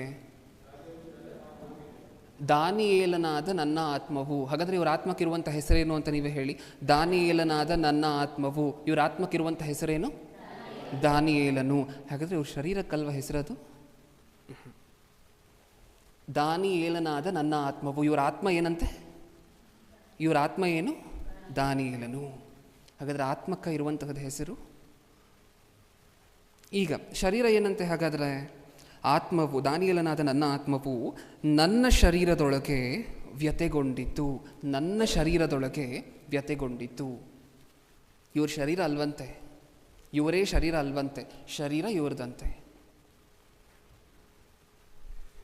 ದಾನಿಯೇಲನಾದ ನನ್ನ ಆತ್ಮವು ಅಂದರು, ಅಲ್ಲಿ ಗೊತ್ತಾಗೋಯ್ತು ನಮಗೆ. ಹಾಗಾದರೆ ಆತ್ಮ ಇದೆ, ದಾನಿಯೇಲನಿಗೆ ಶರೀರ ಇದೆ. ಇಷ್ಟಕ್ಕೂ ದಾನಿಯೇಲನು ಆತ್ಮನ, ನಿಜವಾಗ್ಲೂ ಶರೀರನ? ಈ ಎರಡರಲ್ಲಿ ದಾನಿಯೇಲನು ಯಾವುದು ಅಂತ ಹೇಳಿದ್ರೆ ಏನು ಗೊತ್ತಾಯಿತು? ಆತ್ಮ, ದಾನಿಯೇಲನು. ಹಾಗಾದರೆ ಶರೀರ ಏನಂತೆ? ಶರೀರ ದಾನಿಯೇಲನದ್ದು, ಶರೀರ ಅವರದ್ದು. ಶರೀರ ಆತ್ಮವಾಗಿರುವಂತಹ ಅವರದ್ದು. ಅರ್ಥ ಮಾಡ್ಕೊಳ್ಳಿಕ್ಕೆ ಸ್ವಲ್ಪ ಕಷ್ಟ ಆಗಿರ್ಬೋದು ಈ ಸಬ್ಜೆಕ್ಟು. ಇನ್ನೊಂದು ಸ್ವಲ್ಪ ಕ್ಲಾರಿಟಿ ಕೊಟ್ಟು, ಅಂದರೆ ಇನ್ನೊಂದು ಸ್ವಲ್ಪ ಡೀಪಾಗಿ ಹೋಗೋಣ ಇನ್ನೊಂದು ಸ್ವಲ್ಪ ಹೊತ್ತಾದ ನಂತರ. ಆತ್ಮ ಆಗಿರುವಂತಹ ದಾನಿಯೇಲನದ್ದು ಒಂದು ಶರೀರ ಇದೆಯಂತೆ. ಆ ಶರೀರ ಇವ್ರಿಗೆ ತುಂಬ ಟಾರ್ಚರ್ ಕೊಡ್ತಿದೆಯಂತೆ. ಅದೇ ಓದ್ಕೊಂಡಿದ್ದೀವಿ ನಾವು ಈಗ ತಾನೇ ಆ ವಚನದಲ್ಲಿ. ಮತ್ತೆ ಹೇಳ, ಆತ್ಮ ಆಗಿರುವಂತಹ ದಾನಿಯೇಲನದ್ದು ಏನಿದೆಯಂತೆ? ಒಂದು ಶರೀರ ಇದೆಯಂತೆ. ಆ ಶರೀರ ಏನು ಮಾಡ್ತಿದ್ಯಂತೆ? ಆತ್ಮ ಆಗಿರುವಂತಹ ದಾನಿಯೇಲನನ್ನು ವ್ಯತೆಪಡಿಸ್ತಿದ್ಯಂತೆ. ಇದೇನು ಪ್ರಿಯರೇ? ಗಂಡ ತುಂಬ ಕೂಡ್ಕೊಂಡ್ಬಂದು ಹೆಂಡತಿಗೆ ಹೊಡಿತಿದ್ದಾನೆ ಅಂದಾಗ, ನನ್ನ ಗಂಡ ನನಗೆ ತುಂಬ ಟಾರ್ಚರ್ ಕೊಡ್ತಿದ್ದಾನೆ ಅಂತ ಹೇಳಿದ್ರೆ ಪರವಾಗಿಲ್ಲ, ಅದಕ್ಕೊಂದು ಅರ್ಥ ಇದೆ. ನಿಜನಾ ಇಲ್ವಾ? ನನ್ನ ಗಂಡ ಅಂದರೆ ನನ್ನ ಯಜಮಾನನು ನನಗೆ ತುಂಬ ಹೊಡಿತಿದ್ದಾನೆ ಅಂತ ಹೇಳಿದಾಗ ಅದಕ್ಕೊಂದು ಅರ್ಥ ಇದೆ. ಯಾಕೆಂದರೆ ಈಕೆ ಬೇರೆ, ಗಂಡನು ಬೇರೆ. ಹೌದಾ? ಹಾಂ, ಹೌದು. ನಮ್ಮ ಅತ್ತೆ ಈ ಥರ ನನ್ನನ್ನು ಹಿಂಸೆ ಪಡಿಸ್ತಿದ್ದಾರೆ, ಅಥವಾ ನನ್ನ ಸೊಸೆ ನನ್ನನ್ನು ಈ ಥರ ಹಿಂಸೆ ಪಡಿಸ್ತಿದ್ದಾರೆ ಅಂದರೆ ಅದಕ್ಕೊಂದು ಅರ್ಥ ಇದೆ. ಯಾಕೆಂದರೆ ಸೊಸೆ ಬೇರೆ, ಅತ್ತೆ ಬೇರೆ. ಹೌದಾ ಇಲ್ವಾ? ಬೇರೆ ಆಗಿರುವಂತಹ ಒಬ್ಬರು ನನ್ನನ್ನು ಹಿಂಸೆ ಮಾಡ್ತಿದ್ದಾರೆ ಅಂದರೆ ಅದಕ್ಕೊಂದು ಅರ್ಥ ಇದೆ. ಶರೀರ, ನಾವೆಲ್ಲರೂ ಧರಿಸ್ಕೊಂಡಿರುವಂತಹ ಶರೀರ ಏನು ಮಾಡ್ತಿದ್ಯಂತೆ? ಆತ್ಮನನ್ನು ವ್ಯತೆಪಡಿಸ್ತಿದೆ. ಹಾಗಾದರೆ ಆತ್ಮ ಬೇರೆ, ಶರೀರ ಬೇರೆನಾ? ಹಾಗಾದರೆ ಇವ್ರ ಆತ್ಮನ, ಇವರದ್ದು ಶರೀರನ, ಇವ್ರು ಧರಿಸ್ಕೊಂಡಿರುವಂತಹ ಬಟ್ಟೆ ಅಷ್ಟೇನ ಶರೀರ ಅಂದರೆ? ನಮ್ಗೆ ಅರ್ಥ ಆಗುವಂತಹ ಭಾಷೆಯಲ್ಲಿ ಹೇಳಬೇಕಂದ್ರೆ, ಈ ಆತ್ಮ ಮೇಲೆ ಧರಿಸ್ಕೊಂಡಿರುವಂತಹ, ಮೇಲೆ ಈ ಆತ್ಮಕ್ಕೆ ಕೊಟ್ಟಿರುವಂತಹ ಒಂದು ಹೊದ್ದಿಕೆ, ಹೌದಾ ಶರೀರ ಅಂದರೆ? ಅದೇ ಅಲ್ವಾ ಈ ಮಾತಿನಿಂದ ಎಲ್ಲ ನಮ್ಗೆ ಅರ್ಥ ಆಗ್ತಿರುವಂತಹದ್ದು. ಈ ವಿಚಾರ ನಮ್ಗೆ ಗೊತ್ತಿಲ್ಲದೇ ಈ ಸತ್ಯವನ್ನು ನಾವು ತುಂಬ ಕಡೆ ಮಾತಾಡ್ತಿರ್ತೀವಿ ಪ್ರಿಯರೇ. ಸತ್ಯವೇದ ಓದದೇ ಇದ್ದರೂ ಮನುಷ್ಯರ ಬಾಯಲ್ಲಿ ಈ ಸತ್ಯ ನಾರ್ಮಲ್ ಆಗಿ ಬರ್ತಾನೆ ಇರುತ್ತೆ ಹೊರಗಡೆ. ನಿಮಗೆ ಗೊತ್ತು, ನೀವು ಎಲ್ಲಾದರೂ ಸಾವಿಗೆ ಹೋದರೂ ತುಂಬ ಸರಿ ಕೇಳಿರ್ತೀರ ಇದರ ಪ್ರಸಂಗದಲ್ಲೂ ಸಹ. ನೀವು ಎಲ್ಲಾದರೂ ಯಾರ ಸಾವಿಗಾದರೂ ಹೋದರೆ ಕಾಫಿನಲ್ಲಿ ಬಾಡಿಯನ್ನು ಇಟ್ಟು ಎಲ್ಲರೂ ಸುತ್ತ ಚೇರ್ ಹಾಕ್ಕೊಂಡು ಜೋರಾಗಿ ಅಳ್ತಿರ್ತಾರೆ, ನಿಜನಾ? ಏನಂತಿರ್ತಾರೆ ಎಲ್ಲರೂ? ಕೇಳಿ ಒಂದು ಸರಿ ಹೋಗಿ, ಏನಕ್ಕೆ ಅಳ್ತಿದ್ದೀರಮ್ಮ? ಏನಂತಾರೆ? ನನ್ನ ಯಜಮಾನರು ಅಥವಾ ನನ್ನ ಮಗ ಅಥವಾ ಇನ್ನೊಬ್ಬರು ನನ್ನ ಕುಟುಂಬದಲ್ಲಿ ಇವರು ನಮ್ಮನ್ನೆಲ್ಲ ಬಿಟ್ಟು ಹೊರಟೋದ್ರು. ಎಲ್ಲಿ ನಿಮ್ಮ ಮಗನ ಫೋಟೋವನ್ನು ತೋರಿಸ್ತೀರಾ? ಅವ್ರು ಬದುಕಿದ್ದಾಗ ತೆಗೆದಿತ್ತು ಅಂತ ಹೇಳಿ ಒಂದು ಸರಿ ಕೇಳಿ. ತೋರಿಸ್ತಾರಾ ಇಲ್ವಾ? ಫೋನ್ ತೆಗೆದು ತೋರಿಸ್ತಾರೆ. ಈಗ ಫೋಟೋವನ್ನು ಒಂದು ಸರಿ ಝೂಮ್ ಮಾಡಿ ಕರೆಕ್ಟಾಗಿ ನೋಡಿ. ಆ ಫೋಟೋದಲ್ಲಿರುವಂತಹ ಆ ಆಕಾರ ಎಲ್ಲಿದೆ? ಆ ಫೋಟೋದಲ್ಲಿರುವಂಥ ಆಕಾರ ಎಲ್ಲಿದೆ? ಇವಾಗ ಎಲ್ಲಿದೆ? ಸಾವಿನ ಸಂದರ್ಭದಲ್ಲಿ ಎಲ್ಲಿರುತ್ತೆ? ಆ ಕಾಫಿನಲ್ಲೇ ಇರುತ್ತೆ, ನಿಜನಾ ಇಲ್ವಾ? ಇವರೆಲ್ಲ ಏನಂತ ಡ್ರಾಮಾ ಮಾಡ್ತಿದ್ದಾರೆ, ಸುತ್ತ ಕೂತ್ಕೊಂಡು ಹೊರಟೋದ ಅಂತಿದ್ದಾರೆ. ಆದರೆ ನಿಮ್ಮ ಮಗನ ಫೋಟೋವನ್ನು ಒಂದು ಸರಿ ತೋರಿಸಿ ಅಂದಾಗ ಅವರೇ ಅಲ್ವಾ ತೋರಿಸಿದ್ದು ಫೋಟೋವನ್ನು. ಆ ಫೋಟೋದಲ್ಲಿರುವಂಥವ್ರು ಇನ್ನೂ ಇಲ್ಲಿ ಕಾಫಿನಲ್ಲಿ ಇದ್ದಾರಾ ಇಲ್ವಾ? ಇದ್ದಾರಾ? ಕಣ್ಮುಂದೆ ಇದ್ದಾರೆ. ಮತ್ತು ಏನಕ್ಕೋಸ್ಕರ ಅಮ್ಮ ಅಳ್ತಿದ್ದೀರಾ? ಹೊರಟೋದ ಅಂತ ಇದ್ದಾರಲ್ಲ ನಿಮ್ಮ ಕಣ್ಮುಂದೆ. ನೀವು ನಿಮ್ಮ ಮಗನ ಫೋಟೋವನ್ನು ತೋರಿಸಿ ಅಂದರೆ ನೀವು ತೋರಿಸಿದ್ರಿ, ಅಲ್ಲಿ ತೋರಿಸ್ತಂತಹವ್ರು ಅಲ್ಲೇ ಇದ್ದಾರಲ್ವ. ಏನಕ್ಕೆ ಅಳ್ತಿದ್ದೀರಾ ಅಂತ ಒಂದು ಸರಿ ಕೇಳಿ ನೋಡಿ. ಏನಂತಾರೆ ಅಂದರೆ ಮನುಷ್ಯರಿಗೆ ಸತ್ಯ ಗೊತ್ತು, ಆದರೆ ಗೊತ್ತಿಲ್ಲ. ಹೌದಾ ಇಲ್ವಾ? ಸತ್ಯ ಗೊತ್ತು, ಆತ್ಮ ಬೇರೆ ಶರೀರ ಬೇರೆ ಅನ್ನುವಂಥ ಸತ್ಯ ಮನುಷ್ಯರಿಗೆ ಗೊತ್ತು, ಆದರೂ ಗೊತ್ತಿಲ್ಲ. ಹಾಗಾದರೆ ಮನುಷ್ಯರಿಗೆಲ್ಲ ಗೊತ್ತು, ಬಿಟ್ಟು ಹೋಗಿರುವಂಥವರು ಒಬ್ಬರಿದ್ದಾರೆ. ಆತನೇ ನನ್ನ ಮಗ. ಇಲ್ಲಿ ಮಲ್ಕೊಂಡಿದ್ದಾರಲ್ಲ ಕಾಫಿನಲ್ಲಿ, ಈತನಲ್ಲ ನನ್ನ ಮಗ ಧರಿಸ್ಕೊಂಡಿದ್ದಂತಹ ಬಟ್ಟೆ ಅಷ್ಟೇ, ವಸ್ತ್ರ ಅಷ್ಟೇ ಇಲ್ಲಿ ಮಲಗಿರುವಂತಹದ್ದು. ನನ್ನ ಮಗ ಯಾರು? ಈ ದೇಹದಲ್ಲಿ ವಾಸ ಮಾಡಿದ್ನಲ್ವ ಇಷ್ಟು ವರ್ಷ, ನಮ್ಮನ್ನೆಲ್ಲ ಬಿಟ್ಟು ಹೊರಟೋದ್ನಲ್ವ, ಆತನು ನನ್ನ ಮಗ. ಅಂದರೆ ಹೋಗಿರುವಂಥ ಆತ್ಮ ಈತನ ಮಗ. ಹೌದಾ? ನಿಜನ? ಇದೆ ಅಲ್ವ ಸತ್ಯ? ಶರೀರ ಬೇರೆ, ಆತ್ಮ ಬೇರೆ. ಹೋಗಲಿ, ಇಲ್ಲಿ ನಾನು ನಿಂತು ಮಾತಾಡ್ತಿದ್ದೀನಿ, ರಾಮು ಅಣ್ಣ ನಿಂತು ಇಲ್ಲಿ ಮಾತಾಡ್ತಿದ್ದಾರೆ. ಈಗ ನೀವು ಯಾರನ್ನು ನೋಡ್ತಿದ್ದೀರಾ ಮಾತಾಡಬೇಕಾದ್ರೆ? ಇನ್ನೊಂದು ಸರಿ ಕೇಳ್ತಿದ್ದೀನಿ, ನಾವು ಪ್ರಸಂಗ ಮಾಡಬೇಕಾದ್ರೆ, ನೀವು ನಮ್ಮನ್ನು ನೋಡಬೇಕಾದ್ರೆ ನಿಮಗೆ ಯಾರು ಕಾಣಿಸ್ತಿದ್ದಾರೆ? ನಾವು ಕಾಣಿಸ್ತಿದ್ದೀವ? ಹಾಂ, ಅದು ಆನ್ಸರ್. ಹೌದಾ? ನಾವು ಕಾಣಿಸ್ತಿದ್ದೀವ ನಿಮಗೆ? ನಾವು ನಿಮಗೆ ಕಾಣಿಸ್ತಿದ್ದೀವ? ಇಲ್ಲ, ನಮ್ಮ ಶರೀರ ಮಾತ್ರ ನಿಮಗೆ ಕಾಣಿಸ್ತಿದೆ ಅಷ್ಟೇ. ಒರಿಜಿನಲ್ ನಮ್ಮನ್ನು ನೀವು ನೋಡ್ತಿಲ್ವಾ?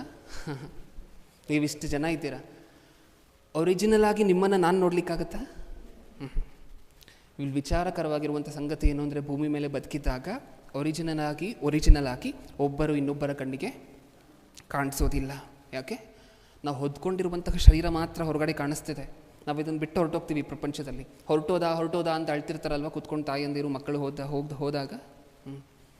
ಹಾಗಾದರೆ ಹೋಗಿರುವಂತಹ ಮಗನನ್ನು ನೀವು ಇವತ್ತವರೆಗೂ ನೋಡಿಲ್ವಾ ತಾಯಿ ಅಂದರೆ? ಇಲ್ಲ, ನೋಡಿಲ್ಲ. ಸುಮ್ಮನೆ ಅಳ್ತಿದ್ದಾರಷ್ಟೇ. ಹೋಗಿರುವಂತಹ ಮಗ ಹೇಗಿರ್ತಾನೆ ಅಂತ ಹೇಳಿ ನೋಡಿಲ್ಲ. ಮಗನ ಶರೀರವನ್ನು ಮಾತ್ರ ಇವರು ಇಷ್ಟು ವರ್ಷ ನೋಡ್ತಿದ್ರು. ಓಕೆ, ಇಷ್ಟು ಹೇಳಿದ್ರೆ ಸಾಕಾಗೋದಿಲ್ಲ ಅಲ್ವಾ ಪ್ರಿಯರೇ? ನಮ್ಮ ಡೌಟ್ಗಳು ಕ್ಲಿಯರ್ ಆಗೋದಿಲ್ಲ. ನೀವು ಹೊರಗಡೆ ಪ್ರಪಂಚಕ್ಕೆ ಹೇಳಬೇಕಾದ್ರೂ ಇಷ್ಟು ಹೇಳಿದ್ರೆ ಕೇಳೋದಿಲ್ಲ. ಇನ್ನೊಂದಷ್ಟು ರೆಫರೆನ್ಸ್ಗಳಿದೆ ಸತ್ಯವೇದದಲ್ಲಿ, ಒಂದೊಂದಾಗಿ ಓಪನ್ ಮಾಡಿ ನೋಡ್ತಾ ಹೋಗೋಣ. ರೋಮಾಪುರದವರಿಗೆ ಬರೆದ ಪತ್ರಿಕೆ 7ನೇ ಅಧ್ಯಾಯ. ರೋಮಾಪುರದವರಿಗೆ ಬರೆದ ಪತ್ರಿಕೆ 7ನೇ ಅಧ್ಯಾಯ 24ನೇ ವಚನ.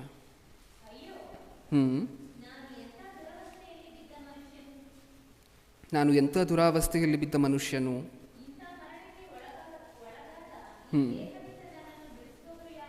ಇಂಥ ಮರಣಕ್ಕೆ ಒಳಗಾದ ಈ ದೇಹದಿಂದ ನನ್ನನ್ನು ಬಿಡಿಸುವವನು ಯಾರು? ಏನಂತಿದ್ದಾರೆ ಪೌಲನು? ಈ ದೇಹದಿಂದ ನನ್ನನ್ನು ಬಿಡಿಸುವವರು ಯಾರು? ಇಲ್ಲೂ ಏನು ಅರ್ಥ ಆಗ್ತಿದೆ ನಮಗೆ? ಇಲ್ಲೂ ಏನು ಸತ್ಯ ಹೊರಗಡೆ ಬರ್ತಿದೆ?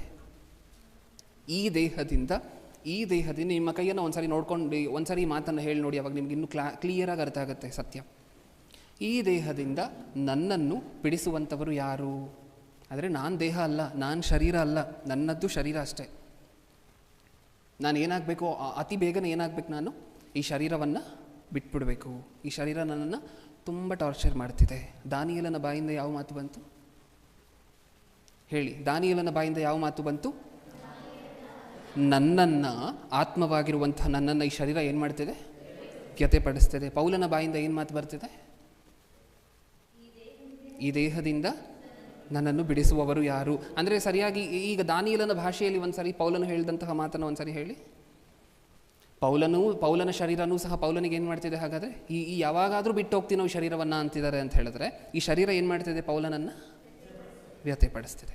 ದಾನಿಯೇಲನು ಇದೇ ಮಾತನ್ನು ಹೇಳಿದ್ರೆ, ಈ ಶರೀರ ಅಂದರೆ ಅವ್ರಿಗೆಲ್ಲ ಇಷ್ಟ ಇಲ್ಲ ಪ್ರಿಯರೇ. ಭಕ್ತರಿಗೆ ಇಷ್ಟ ಇಲ್ಲದೇ ಇರುವಂತಹದ್ದು ಯಾವುದಾದ್ರೂ ಅಂತಿದೆ ಅಂತ ಹೇಳಿದ್ರೆ ಜೀವನದಲ್ಲಿ ಯಾವುದು? ಶರೀರ. ಅನ್ಫಾರ್ಚುನೇಟ್ಲಿ ನಮ್ಮೆಲ್ಲರಿಗೂ ಇಷ್ಟ ಆಗಿರುವಂತಹದ್ದು ಯಾವುದು? ಶರೀರ. ಇದು ನಮಗೂ ಭಕ್ತರಿಗೂ ಇರುವಂತಹ ವ್ಯತ್ಯಾಸ. ನಮಗೆ ಸಾವು ಹತ್ರ ಬಂತು ಅಂತ ಯಾರಾದರೂ ಹೇಳಿ, ಅಯ್ಯಯ್ಯೋ ಅಂದರೆ ತಲೆ ಮೇಲೆ ಕೈ ಎತ್ಕೊಂಡು ಕೂತ್ಕೊಳ್ತೀವಿ. ಆದರೆ ಭಕ್ತರೆಲ್ಲರೂ ಸಹ ಬಿಟ್ಟೋದ್ರೆ ಸಾಕು ಈ ಶರೀರವನ್ನು ಅನ್ನುವಂಥವರೇ. ನಾವು ಈ ಶರೀರದಲ್ಲಿ ಇದ್ದರೆ ಸಾಕು ಅಂತ ಅನ್ನುವಂಥವರು. ಹಾಗಾದರೆ ಪೌಲನ ಮಾತಲ್ಲೂ ಸಹ ಒಂದು ಸತ್ಯ ಅರ್ಥ ಆಯಿತು. ಏನು ಸತ್ಯ ಅದು? ಈತನು ಬೇರೆ, ಈತನ ಶರೀರ ಬೇರೆ. ನನ್ನನ್ನು ಆತ್ಮವಾಗಿರುವಂತಹ ನನ್ನನ್ನು ಈ ಶರೀರ ಏನು ಮಾಡ್ತಿದೆ? ಹಿಂಸೆ ಪಡಿಸ್ತಿದೆ. ಯಾವಾಗಾದರೂ ನಾನು ಆತ್ಮ ಆಗಿರುವಂತಹ ನಾನು ಈ ಶರೀರವನ್ನು ಬಿಟ್ಟು ಹೊರಟೋಗ್ತೀನೋ? ಇದು ಪೌಲನ ರಿಕ್ವೆಸ್ಟೂ ಸಹ. ಓಕೆ, ಇನ್ನೂ ಯಾವುದಾದ್ರೂ ಮಾತುಗಳು ಕ್ಲಾರಿಟಿ ಕೊಡ್ತಾ ಇದರ ಬಗ್ಗೆ? ಫಿಲಿಪಿಯರಿಗೆ ಬರೆದ ಪತ್ರಿಕೆ 1ನೇ ಅಧ್ಯಾಯ 24ನೇ ವಚನ. ಫಿಲಿಪಿಯರಿಗೆ ಬರೆದ ಪತ್ರಿಕೆ 1ನೇ ಅಧ್ಯಾಯ 24ನೇ ವಚನ.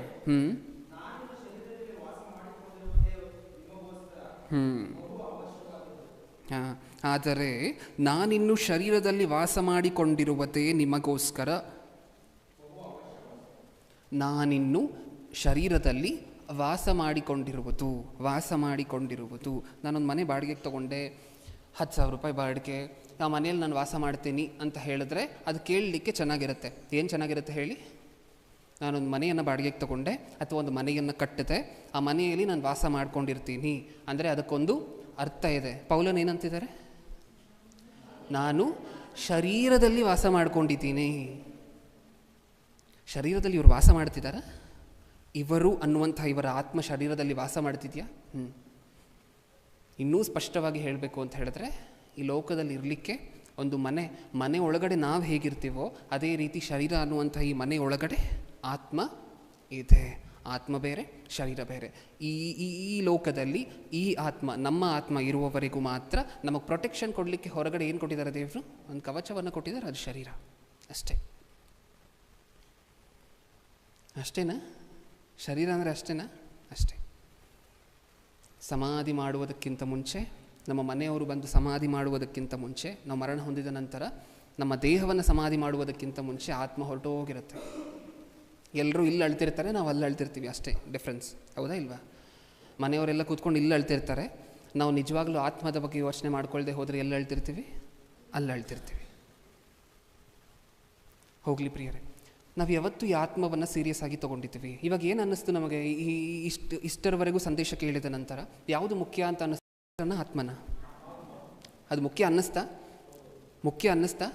ಶರೀರ ಏನಕ್ಕಾದರೂ ಕೆಲಸಕ್ಕೆ ಬರುತ್ತೆ?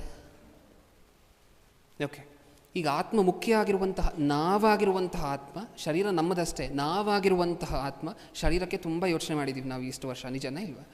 ಏನೇನು ಮಾಡಬೇಕು, ಏನೇನು ಮುಂದೆ ನೋಡೋಣ ಅದನ್ನು ಸಹ. ಓಕೆ, ಎಷ್ಟಕ್ಕೂ ನಾವಾಗಿರುವಂತಹ ಆತ್ಮದ ಬಗ್ಗೆ ನಾವು ನಮ್ಮ ಬಗ್ಗೆ ಯಾವತ್ತು ಯೋಚನೆ ಮಾಡ್ಕೊಂಡಿದ್ದೀವಿ? ನಮ್ಮ ಬಗ್ಗೆ ಯೋಚನೆ ಮಾಡ್ಕೊಳ್ಳುವಂತಹದ್ದು ಅಂದರೆ ಮತ್ತೆ ನಮ್ಮ ಶರೀರದ ಬಗ್ಗೆ ಯೋಚನೆ ಮಾಡ್ಕೊಳ್ಳುವಂತಹದ್ದಲ್ಲ. ನಮ್ಮ ಬಗ್ಗೆ ಅಂದರೆ ನಾವಾಗಿರುವಂಥ ಆತ್ಮದ ಬಗ್ಗೆ ಯಾವತ್ತು ಯೋಚನೆ ಮಾಡ್ಕೊಂಡಿದ್ದೀವಿ? ದೇವರ ಈ ಪ್ರಕೃತಿಯಲ್ಲಿ ನಮಗೆ ಮತ್ತೆ ಮತ್ತೆ ಮತ್ತೆ ತೋರಿಸ್ತಾನೆ ಇದ್ದಾರೆ, ಇಂಡಿಕೇಶನ್ಗಳನ್ನು ಕೊಡ್ತಾನೆ ಇದ್ದಾರೆ. ಈ ಪ್ರಕೃತಿಯಲ್ಲಿ ಸೃಷ್ಟಿ ಮಾಡಬೇಕಾದ್ರೆ ದೇವರು ಹೊಟ್ಟೆ ತುಂಬಿದ್ರೆ ಸಾಕು ಅನ್ನುವಂಥ ಉದ್ದೇಶವನ್ನು ಇಟ್ಕೊಂಡು ಹಣ್ಣುಗಳನ್ನು, ತರಕಾರಿಯನ್ನೆಲ್ಲ ಸೃಷ್ಟಿ ಮಾಡಿಲ್ಲ ಪ್ರಿಯರೇ. ನನ್ನ ಮಕ್ಕಳಿಗೆ ಪ್ರಕೃತಿಯಿಂದ ಬರುವಂಥ ಆಹಾರ ಹೊಟ್ಟೆನೂ ತುಂಬಿಸ್ಬೇಕು, ಅವರ ಹಸಿವನ್ನು ತೀರಿಸ್ಬೇಕು. ಜೊತೆಯಲ್ಲಿ ಅದು ಏನು ಮಾಡಬೇಕು ಅವರಿಗೆ? ಏನು ಮಾಡಬೇಕು ಹೇಳಬೇಕು? ಪ್ರಕೃತಿ ನಮಗೆ ಹೊಟ್ಟೆ ತುಂಬಿಸುವುದರ ಜೊತೆ ನಮ್ಮ ಕೋರಿಕೆಗಳನ್ನು, ನಮ್ಮ ಅವಶ್ಯಕತೆಗಳನ್ನು ಪೂರೈಸುವುದರ ಜೊತೆ ಇನ್ನೂ ಏನು ಮಾಡಬೇಕು? ನಮಗೆ ಪಾಠ ಕಲಿಸ್ಬೇಕು. ಆ ಉದ್ದೇಶವನ್ನು ಇಟ್ಕೊಂಡು ಪ್ರಕೃತಿಯನ್ನು ದೇವರು ಸೃಷ್ಟಿ ಮಾಡಿರುವಂತಹದ್ದು, ನಿಜನಾ ಇಲ್ವಾ? ಅದು ನಮ್ಮ ಹಸಿವನ್ನು ತೀರಿಸಬೇಕು, ಅಟ್ ದ ಸೇಮ್ ಟೈಮ್ ಜೊತೆಲಿ ಏನು ಮಾಡಬೇಕು? ನಮಗೆ ಪಾಠನೂ ಸಹ ಕಲಿಸ್ಬೇಕು. ಈ ಪ್ರಕೃತಿಯನ್ನು ಒಂದು ಸಾರಿ ನೋಡಿ, ಯಾವ ಹಣ್ಣನ್ನಾದರೂ ತಗೊಳ್ಳಿ ನೀವು. ಉದಾಹರಣೆಗೆ ಬಾಳೆಹಣ್ಣನ್ನು ತಗೊಳ್ಳಿ. ಒಳಗಡೆ ಇರುವಂತಹದನ್ನು ಎಷ್ಟು, ಹೊರಗಡೆ ಇರುವಂತಹದನ್ನು ತಿಂತೀರಾ? ಏನು ಮಾಡ್ತೀವಿ? ಹಾಗಾದರೆ ಮುಖ್ಯವಾಗಿರುವಂತಹದ್ದು ಎಲ್ಲಿಟ್ಟಿದ್ದಾರೆ ದೇವರು? ಏನಕ್ಕೂ ಬೇಡವಾಗಿರುವಂತಹದ್ದು ಎಲ್ಲಿಟ್ಟಿದ್ದಾರೆ? ಹೌದಾ? ಇದೇನು ಹೇಳ್ತಿದೆ? ಪ್ರತಿ ಸರಿನೂ ನಾವು ಬಾಳೆಹಣ್ಣು ತಿನ್ನಬೇಕಾದ್ರೆ ಬಾಳೆಹಣ್ಣು ಏನು ಹೇಳ್ಕೊಡ್ತಿದೆ ನಮಗೆ? ಮೂರ್ಖನೇ, ನೀನು ತಿಂತಿದೆಯಲ್ಲ, ದೇವ್ರು ಏನಕ್ಕೋಸ್ಕರ ಈ ಥರ ಇಟ್ಟಿದ್ದಾರೆ ಅಂತ ಒಂದು ಸಾರಿ ಯೋಚನೆ ಮಾಡ್ಬೋದಲ್ವ? ಹೊರಗಡೆ ಇರುವಂತಹದ್ದು ಯಾವ ಥರ ನಿನಗೇನು ಕೆಲಸಕ್ಕೂ ಬರೋದಿಲ್ವೋ ಅದೇ ರೀತಿ ನಿನ್ನ ಹೊರಗಡೆ ಇರುವಂತಹ ಶರೀರನೂ ಏನು ಕೆಲಸಕ್ಕೂ ಬರೋದಿಲ್ಲ. ಒಳಗಡೆ ಇರುವಂತಹದ್ದೇ ಅಲ್ವ ಮುಖ್ಯ. ನಿನ್ನ ಶರೀರದ ಒಳಗೆ ದೇವರ ಆತ್ಮವನ್ನು ಇಟ್ಟಿದ್ದಾರಲ್ವ, ಅದರ ಬಗ್ಗೆ ಯೋಚನೆ ಮಾಡ್ಕೋ ಅಂತ ಹೇಳಿ ನಾವು ಪ್ರತಿ ಸರಿ ಬಾಳೆಹಣ್ಣು ತಿನ್ನಬೇಕಾದ್ರೂ ಬಾಳೆಹಣ್ಣು ಹೇಳ್ತೇವೆ. ನಿಜನಾ? ಕಡಲೆಕಾಯಿ ತಿಂತಿದ್ದೀವ? ಗ್ರೌಂಡ್ ನಟ್ಸ್ ತಿಂದಿದ್ದೀವ? ಓಕೆ. ಸ್ವಲ್ಪ ಜನ ಕಡಲೆಕಾಯಿಯನ್ನು ಕೊಟ್ಟರೆ 1 ನಿಮಿಷದಲ್ಲಿ 20 ಸುಲಿದು ತಿಂದಿರ್ತಾರೆ. ಅದೇ ಟ್ಯಾಲೆಂಟ್ ಅಂತಾರೆ ಕೇಳ್ತಾರೆ. ಓಕೆ, ಅದನ್ನು ಪಕ್ಕಕ್ಕಿಡಿ. ಏನು ಹೇಳ್ಕೊಡ್ತಿದೆ ಕಡಲೆಕಾಯಿ? ಹೊರಗಡೆ ಹೊಟ್ಟನ್ನು ನೀಟಾಗಿ ತೆಗೆದು ಸುಲಿದು ಬಿಸಾಡ್ತೀರ, ಕೆಲಸಕ್ಕೆ ಬರೋದಿಲ್ಲ. ಒಳಗಡೆ ಇರುವಂತಹದ್ದು ಮಾತ್ರ ನಿಮ್ಮ ಹಸಿವನ್ನು ತೀರಿಸುತ್ತೆ. ಮುಖ್ಯವಾಗಿರುವಂತಹದನ್ನು ಎಲ್ಲಿಟ್ಟಿದ್ದಾರೆ? ಒಳಗಡೆ. ನೋಡಿ, ಏನು ಕಲಿಬೇಕಾಗಿತ್ತು? ಶರೀರ ಹೊರಗಡೆ ಇದೆ, ಶರೀರ ನಮ್ಮ ಕಣ್ಣಿಗೆ ಕಾಣಿಸ್ತಿದೆ. ನೀವು ತಿನ್ನುವುದಕ್ಕಿಂತ ಮುಂಚೆ ಕಡಲೆಕಾಯಿ, ನೀವು ಸುಲಿಯುವುದಕ್ಕಿಂತ ಮುಂಚೆ ಕಡಲೆಕಾಯಿ ಒಳಗಡೆ ಇರುವಂತಹ ಬೀಜಗಳು ನಿಮ್ಮ ಕಣ್ಣಿಗೆ ಕಾಣಿಸುತ್ತೆ? ಬಾಳೆಹಣ್ಣನ್ನು ಸುಲಿಯುವುದಕ್ಕಿಂತ ಮುಂಚೆ ಒಳಗಡೆ ಇರುವಂಥ ಹಣ್ಣು ನಿಮ್ಮ ಕಣ್ಣಿಗೆ ಕಾಣಿಸುತ್ತೆ? ಇಲ್ಲ. ಕಣ್ಣಿಗೆ ಕಾಣಿಸದೇ ಇರುವಂತಹದ್ದೆಲ್ಲ ಏನು? ಕಣ್ಣಿಗೆ ಕಾಣಿಸದೇ ಇರುವಂತಹದ್ದೆಲ್ಲ ಏನು? ಮುಖ್ಯ. ಈ ಶರೀರ ನಮಗೆ ಡೈಲಿ ಕಣ್ಣಿಗೆ ಕಾಣಿಸ್ತಿದೆ ಅಂದರೆ ನಾವು ಯಾವತ್ತೋ ಏನು ಅರ್ಥ ಮಾಡ್ಕೊಬೇಕಾಗಿತ್ತು?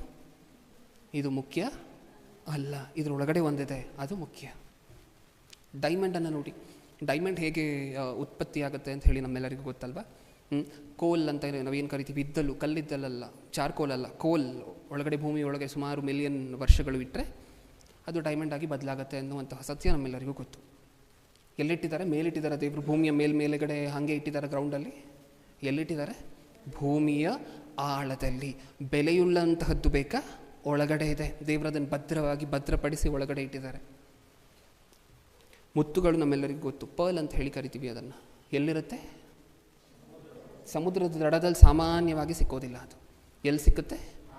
ಆಳದಲ್ಲಿ ಒಳಗಡೆ. ಚಿನ್ನ ಎಲ್ಲಿಂದ ತೆಗಿಬೇಕು? ಮಣ್ಣಲ್ಲಿ ಚಿನ್ನ ಸಿಕ್ಕುತ್ತೆ. ತಾಮ್ರ ಕಲ್ಲಿನಿಂದನೇ ಸಿಕ್ಕುತ್ತೆ. ಮೇಲ್ಗಡೆ ಇರುವಂತಹದ್ರಲ್ಲಿ ಯಾವ ಮಿನರಲ್ಸು ಇರೋದಿಲ್ಲ ಪ್ರಿಯರೇ. ನೀವು ಆ ಮಣ್ಣನ್ನು ತೆಗೆದು ಕೆಳಗಡೆ ಇರುವಂಥ ಇನ್ನೊಂದು ಲೇಯರನ್ನು ತೆಗೆದು ಹಾಗೆ ಅಗಿತಾ ಒಳಗಡೆ ಹೋದರೆ ಬೆಲೆಯುಳ್ಳಂತಹ ವಸ್ತುಗಳು, ಬೆಲೆಯುಳ್ಳಂತಹ ವಿಚಾರಗಳೆಲ್ಲ ಒಳಗಡೆ ಇಟ್ಟಿದ್ದಾರೆ ದೇವರು. ಇದನ್ನು ನೋಡಿದರೆ ನಮ್ಗೆ ಯಾವತ್ತೋ ಏನು ಅರ್ಥ ಆಗಬೇಕಿತ್ತು? ನಮ್ಮ ಕಣ್ಣಿಗೆ ಕಾಣಿಸ್ತಿರುವಂಥ ಈ ಶರೀರ ಯಾವ ಕೆಲಸಕ್ಕೂ ಹೋಗಲಿ. ನಾವು ಮರಣ ಹೊಂದಿದ ನಂತರ ಏನು ಮಾಡ್ತಾರೆ ಅಂತ ಅಂದ್ಕೊಂಡಿದ್ದೀವಿ ಶರೀರವನ್ನು? ನಾನು ತುಂಬ ಸರಿ ಹೇಳಿದ್ದೇನೆ. ನಾವು ಮರಣ ಹೊಂದಿದ ನಂತರ ಅಂದರೆ ನಮ್ಮ ಆತ್ಮದ ಬಗ್ಗೆ ನಾವು ಯೋಚನೆಯೇ ಮಾಡದೆ, ನಮ್ಮ ಬಗ್ಗೆ ನಾವು ಯಾವತ್ತೂ ಯೋಚನೆ ಮಾಡದೆ, ನಮ್ಮದ್ದಾಗಿರುವಂತಹ ಈ ಶರೀರದ ಬಗ್ಗೆ ಮಾತ್ರ ಯೋಚನೆ ಮಾಡ್ತಿದ್ದೀವಿ. ಈ ಶರೀರವನ್ನು ಏನು ಮಾಡ್ತಾರೆ ಅಂತ ಅಂದ್ಕೊಂಡಿದ್ದೀವಿ ನಾವು ಸತ್ತ ನಂತರ? ನಾನು ಹೇಳಿದ್ದೀನಲ್ಲ ಸುಮಾರು ಸಾರಿ. ಮರಣ ಹೊಂದಿದ ತಕ್ಷಣ ಏನಾಗುತ್ತೆ? ಕಣ್ಣೀರು ಹಾಕಲಿಕ್ಕೆ ಶುರು ಮಾಡ್ತೀವಿ. 2 ರಿಂದ 3 ನಿಮಿಷ, 4 ರಿಂದ 5 ನಿಮಿಷ ಜೋರಾಗಿ ಅಳ್ತಾರೆ. ಆಮೇಲೆ ಸ್ವಲ್ಪ ಸೌಂಡ್ ಕಮ್ಮಿ ಆಗುತ್ತೆ. ಅಳುವಂತಹದನ್ನು ಸ್ವಲ್ಪ ಡೌನ್ ಮಾಡ್ತಾರೆ. ನಿಜನಾ? ಆಮೇಲೆ ಇನ್ನೊಂದು 15 ನಿಮಿಷ ನಿಧಾನವಾಗಿ ಅಳ್ತಿರ್ತಾರೆ. ಆಮೇಲೆ ಯಾರಾದರೂ ಸಂಬಂಧಿಕರು ಬಂದು ಇನ್ನೊಂದು ಸಾರಿ ಯಾರಾದರೂ ನೆನಪಿಸಿದ್ರೆ ಇನ್ನೊಂದು ಸಾರಿ ಜೋರಾಗಿ ಅಳ್ಲಿಕ್ಕೆ ಶುರು ಮಾಡ್ತಾರೆ. ತಿರ್ಗಿ ಮತ್ತೆ ನಿಧಾನ ಮಾಡಿಬಿಡ್ತಾರೆ. ಹೌದಾ? ಈ ಥರ ಒಂದು ಅರ್ಧ ಗಂಟೆಯಿಂದ 1 ಗಂಟೆ ಆಗುತ್ತೆ. ಒಂದು ದಿನದಿಂದ 2 ದಿನ ಕಳೆದ ನಂತರ ಆ ಸಾವಿನ ದಿನವೇ ನಿಮಗೆ ಗೊತ್ತು. ಹಾವಳಿ ಪೆಂಡಲ್ಗೆ ಫೋನ್ ಮಾಡೋ. ಓಕೆ, ಪೆಂಡಲ್ಗೆ ಫೋನ್ ಮಾಡಿ 1 ದಿನಕ್ಕೆ 1000 ರೂಪಾಯಿ ಕೇಳ್ತಿದ್ದಾರೆ ಬಾಡಿಗೆ ಅಂದಿದ ತಕ್ಷಣ ಬೇಡ, ಇನ್ನೊಂದು ಟೆಂಟ್ ಹೌಸ್ಗೆ ಕಾಲ್ ಮಾಡು, ಕಮ್ಮಿಗೆಲ್ಲಾದರೂ ಸಿಕ್ಕುತ್ತಾ ನೋಡು. ಮುಂದೆ ಯಾರ ಶವ ಇದೆ? ಮುಂದೆ ಕುಟುಂಬಸ್ಥರ ಶವ ಇಟ್ಕೊಂಡು ಕಮ್ಮಿಗೆಲ್ಲಾದರೂ ಸಿಕ್ಕುತ್ತಾ ನೋಡು ಪೆಂಡಲ್ಲು. ನಿಜನಾ? ನಾವು ಸತ್ತ ನಂತರ ಈ ಭೂಮಿ ಮೇಲೆ ನಡೆಯುವಂಥ ಕಾರ್ಯಕ್ರಮಗಳು ಪ್ರಿಯರೇ ಇದಲ್ಲ. ನಮ್ಮ ಶರೀರವನ್ನು ಇಟ್ಕೊಂಡು, ಯಾವ ಕೆಲಸಕ್ಕೂ ಬರದೇ ಇರುವಂಥ ಶರೀರವನ್ನು ಇಟ್ಕೊಂಡು ನಡೆಯುವಂಥ ಕಾರ್ಯಕ್ರಮಗಳಿದೆಲ್ಲ. ಅದಾದ ನಂತರ ಸ್ವಲ್ಪ ದಿನ ಕಳೆದು ಹೋಗುತ್ತೆ. ಸ್ವಲ್ಪ ದಿನ ಕಳೆದು ಹೋದ ನಂತರ ಇನ್ನೇನು ನೆನಪಿಗೆ ಏನೋ ಒಂದು ಇಟ್ಕೊಂಡಿರ್ಬೇಕಲ್ಲ ಮನೆಯಲ್ಲಿ, ಅದಕ್ಕೋಸ್ಕರ ಒಂದು ಫೋಟೋ ಮಾಡಿಸ್ತಾರೆ. ಚೆನ್ನಾಗಿರಬೇಕು, ಸ್ಮೈಲ್ ಮಾಡಿರಬೇಕು, ಆ ರೀತಿಯಾಗಿರುವಂಥ ಒಂದು ಫೋಟೋವನ್ನು ಸೆಲೆಕ್ಟ್ ಮಾಡಿ ಅದನ್ನು ದೊಡ್ಡದಾಗಿ ಮಾಡಿಸಿ ಎನ್ಲಾರ್ಜ್ ಮಾಡಿಸಿ ಮನೆಯಲ್ಲಿ ಹಾಕ್ತಾರೆ. ಈ ಫೋಟೋಗೆ ಪ್ರತಿದಿನ ಹಾರವನ್ನು ತಂದು ಹಾಕುವಂಥವ್ರು ಯಾರು? ಒಂದು ಸಾರಿ ತಂದು ಹಾಕಿದ್ರೆ ಒಣಗೋಗುತ್ತೆ. ಅದಕ್ಕೆ ಪ್ಲಾಸ್ಟಿಕ್ ಹಾರವನ್ನು ತಂದುಬಿಡೋಣ ಒಂದೇ ಸಾರಿ. ಡೈಲಿ ಚೇಂಜ್ ಮಾಡಲಿಕ್ಕೆ ಆಗೋದಿಲ್ಲ ಅಲ್ವಾ, ಸುಮ್ಮನೆ ಡೈಲಿ ಏನಕ್ಕೋಸ್ಕರ ಟೆನ್ಷನ್ ಎಲ್ಲ. ಪ್ಲಾಸ್ಟಿಕ್ ಹಾರವನ್ನು ತಂದು ಒಂದು ಸಾರಿ ಹಾಕಿದ್ರೆ ಮುಗಿದು ಹೋಯಿತು ಅಲ್ಲಿಗೆ, ಹೌದಾ? ಡೈಲಿ ಕ್ಯಾಂಡಲನ್ನು ಏನಕ್ಕೋಸ್ಕರ ಹಚ್ಚಬೇಕು ಫೋಟೋಗೆ? ಡೈಲಿ ಕ್ಯಾಂಡಲನ್ನು ಏನಕ್ಕೋಸ್ಕರ ಹಚ್ಚಬೇಕು ಫೋಟೋಗೆ? ಅದಕ್ಕೋಸ್ಕರ 0 ಕ್ಯಾಂಡಲ್ ಬಲ್ಬ್ ಹಾಕಿಬಿಟ್ರೆ ಮುಗಿದು ಹೋಯಿತು. ಮತ್ತು ಕರೆಂಟ್ ಹೋದರೆ ಆಫ್ ಆಗುತ್ತೆ, ಕರೆಂಟ್ ಬಂದರೆ ಆದಷ್ಟು ಅದೇ ಆನ್ ಆಗುತ್ತೆ. ಅಷ್ಟೇನಾ? ಅಷ್ಟೇ. ನಮ್ಮ ಶರೀರದ ಕತೆ ಅಷ್ಟೇ. ನಮ್ಮ ಬಗ್ಗೆ ನಾವು ಯಾವತ್ತೂ ಆಲೋಚನೆ ಮಾಡ್ಕೊಂಡಿಲ್ಲ. ನಾವಿರುವಂತಹ ಮಾಯೆ ಯಾವುದು ಅಂತ ಹೇಳಿದ್ರೆ ನಮ್ಮ ಬಗ್ಗೆನೇ ನಾವು ಯೋಚನೆ ಮಾಡ್ಕೊಳ್ತಿದ್ದೀವಿ ಅಂತ ನಾವು ಅಂದ್ಕೊಂಡಿದ್ದೀವಿ. ನಿಜ ಹೇಳಬೇಕು ಅಂತ ಹೇಳಿದ್ರೆ ನಾವು ನಮ್ಮ ಬಗ್ಗೆ ಯೋಚನೆ ಮಾಡ್ಕೊಳ್ತಿಲ್ಲ, ನಮ್ಮ ಶರೀರದ ಬಗ್ಗೆ ಯೋಚನೆ ಮಾಡ್ಕೊಳ್ತಿದ್ದೀವಿ. ಒಂದು ದೊಡ್ಡ ಆಕ್ಸಿಡೆಂಟ್ ಆಯಿತು ಅಂತ ಅಂದ್ಕೊಳ್ಳಿ, ಒಂದು ಹೈವೇ ರೋಡಲ್ಲಿ. ಶರ್ಟ್ ಹರಿದೋಗಿದೆ, ಬಿದ್ದು ಶರ್ಟ್ ಹರಿದೋಗಿದೆ, ಶರ್ಟ್ನ ಜೊತೆ ನನ್ನ ಕೈಯೂ ಕಟ್ಟಾಗಿದೆ. ಈಗ ನಾನು ರೋಡಿಗೆ ಪಕ್ಕಕ್ಕೆ ಬಂದುಬಿಟ್ಟು ಅಯ್ಯೋ ಶರ್ಟ್ ಹರಿದೋಯ್ತಾ ಅಂತ ಹೇಳಿ ಅಂದ್ಕೊಂಡು ಕೂತ್ಕೊಂಡೆ ಅಂತ ಅಂದ್ಕೊಳ್ಳಿ. ಅದು ಎಷ್ಟು ದಡ್ಡರು ಮಾಡುವಂಥ ಕೆಲಸ ಆಗಿರುತ್ತೆ, ನಿಜಾನ? ನನ್ನ ಬಟ್ಟೆ ಬಗ್ಗೆ ಯೋಚನೆ ಮಾಡ್ಕೊಂಡು ಕೂತ್ಕೊಂಡ್ರೆ ಎಷ್ಟು ದಡ್ಡರು ಮಾಡುವಂಥ ಕೆಲಸ ಆಗಿರುತ್ತೆ ಅದು, ಹೌದಾ? ಈಗ ಯೋಚನೆ ಮಾಡಬೇಕಾಗಿರುವಂತಹದ್ದು ಏನು? ಬಟ್ಟೆ ಒಳಗಡೆ ಇದೆಯಲ್ಲ ಶರೀರ, ಅದರ ಬಗ್ಗೆ ಯೋಚನೆ ಮಾಡಬೇಕು. ಆ ಕಾಲಕ್ಕೆ ಅದು ಇಂಪಾರ್ಟೆಂಟ್. ಅದೇ ಕಾನ್ಸೆಪ್ಟನ್ನು ನೀವು ಒಂದು ಸಾರಿ ಈಗ ಆತ್ಮ ಹಾಗೂ ಶರೀರಕ್ಕೆ ಅಪ್ಲೈ ಮಾಡಿ ನೋಡಿ. ನಾವು ಯೋಚನೆ ಮಾಡ್ಕೊಳ್ತಿರುವಂತಹದ್ದೆಲ್ಲ ಶರೀರದ ಬಗ್ಗೆನೇ. ಬೆಳಗ್ಗೆ ಎದ್ದಾಗಿನಿಂದ ಸತಿವೇದಲ್ಲಿರುವಂತಹ ಒಂದು ಮಾತನ್ನು ನೋಡೋಣ. ಪೌಲನ ಬಾಯಿಂದ ಬಂದಿರುವಂತಹ ಮಾತೆ, ಗಲಾತ್ಯದವರಿಗೆ ಬರೆದ ಪತ್ರಿಕೆ 5ನೇ ಅಧ್ಯಾಯ 16ನೇ ವಚನ. ಗಲಾತ್ಯದವರಿಗೆ ಬರೆದ ಪತ್ರಿಕೆ 5ನೇ ಅಧ್ಯಾಯ 16ನೇ ವಚನ.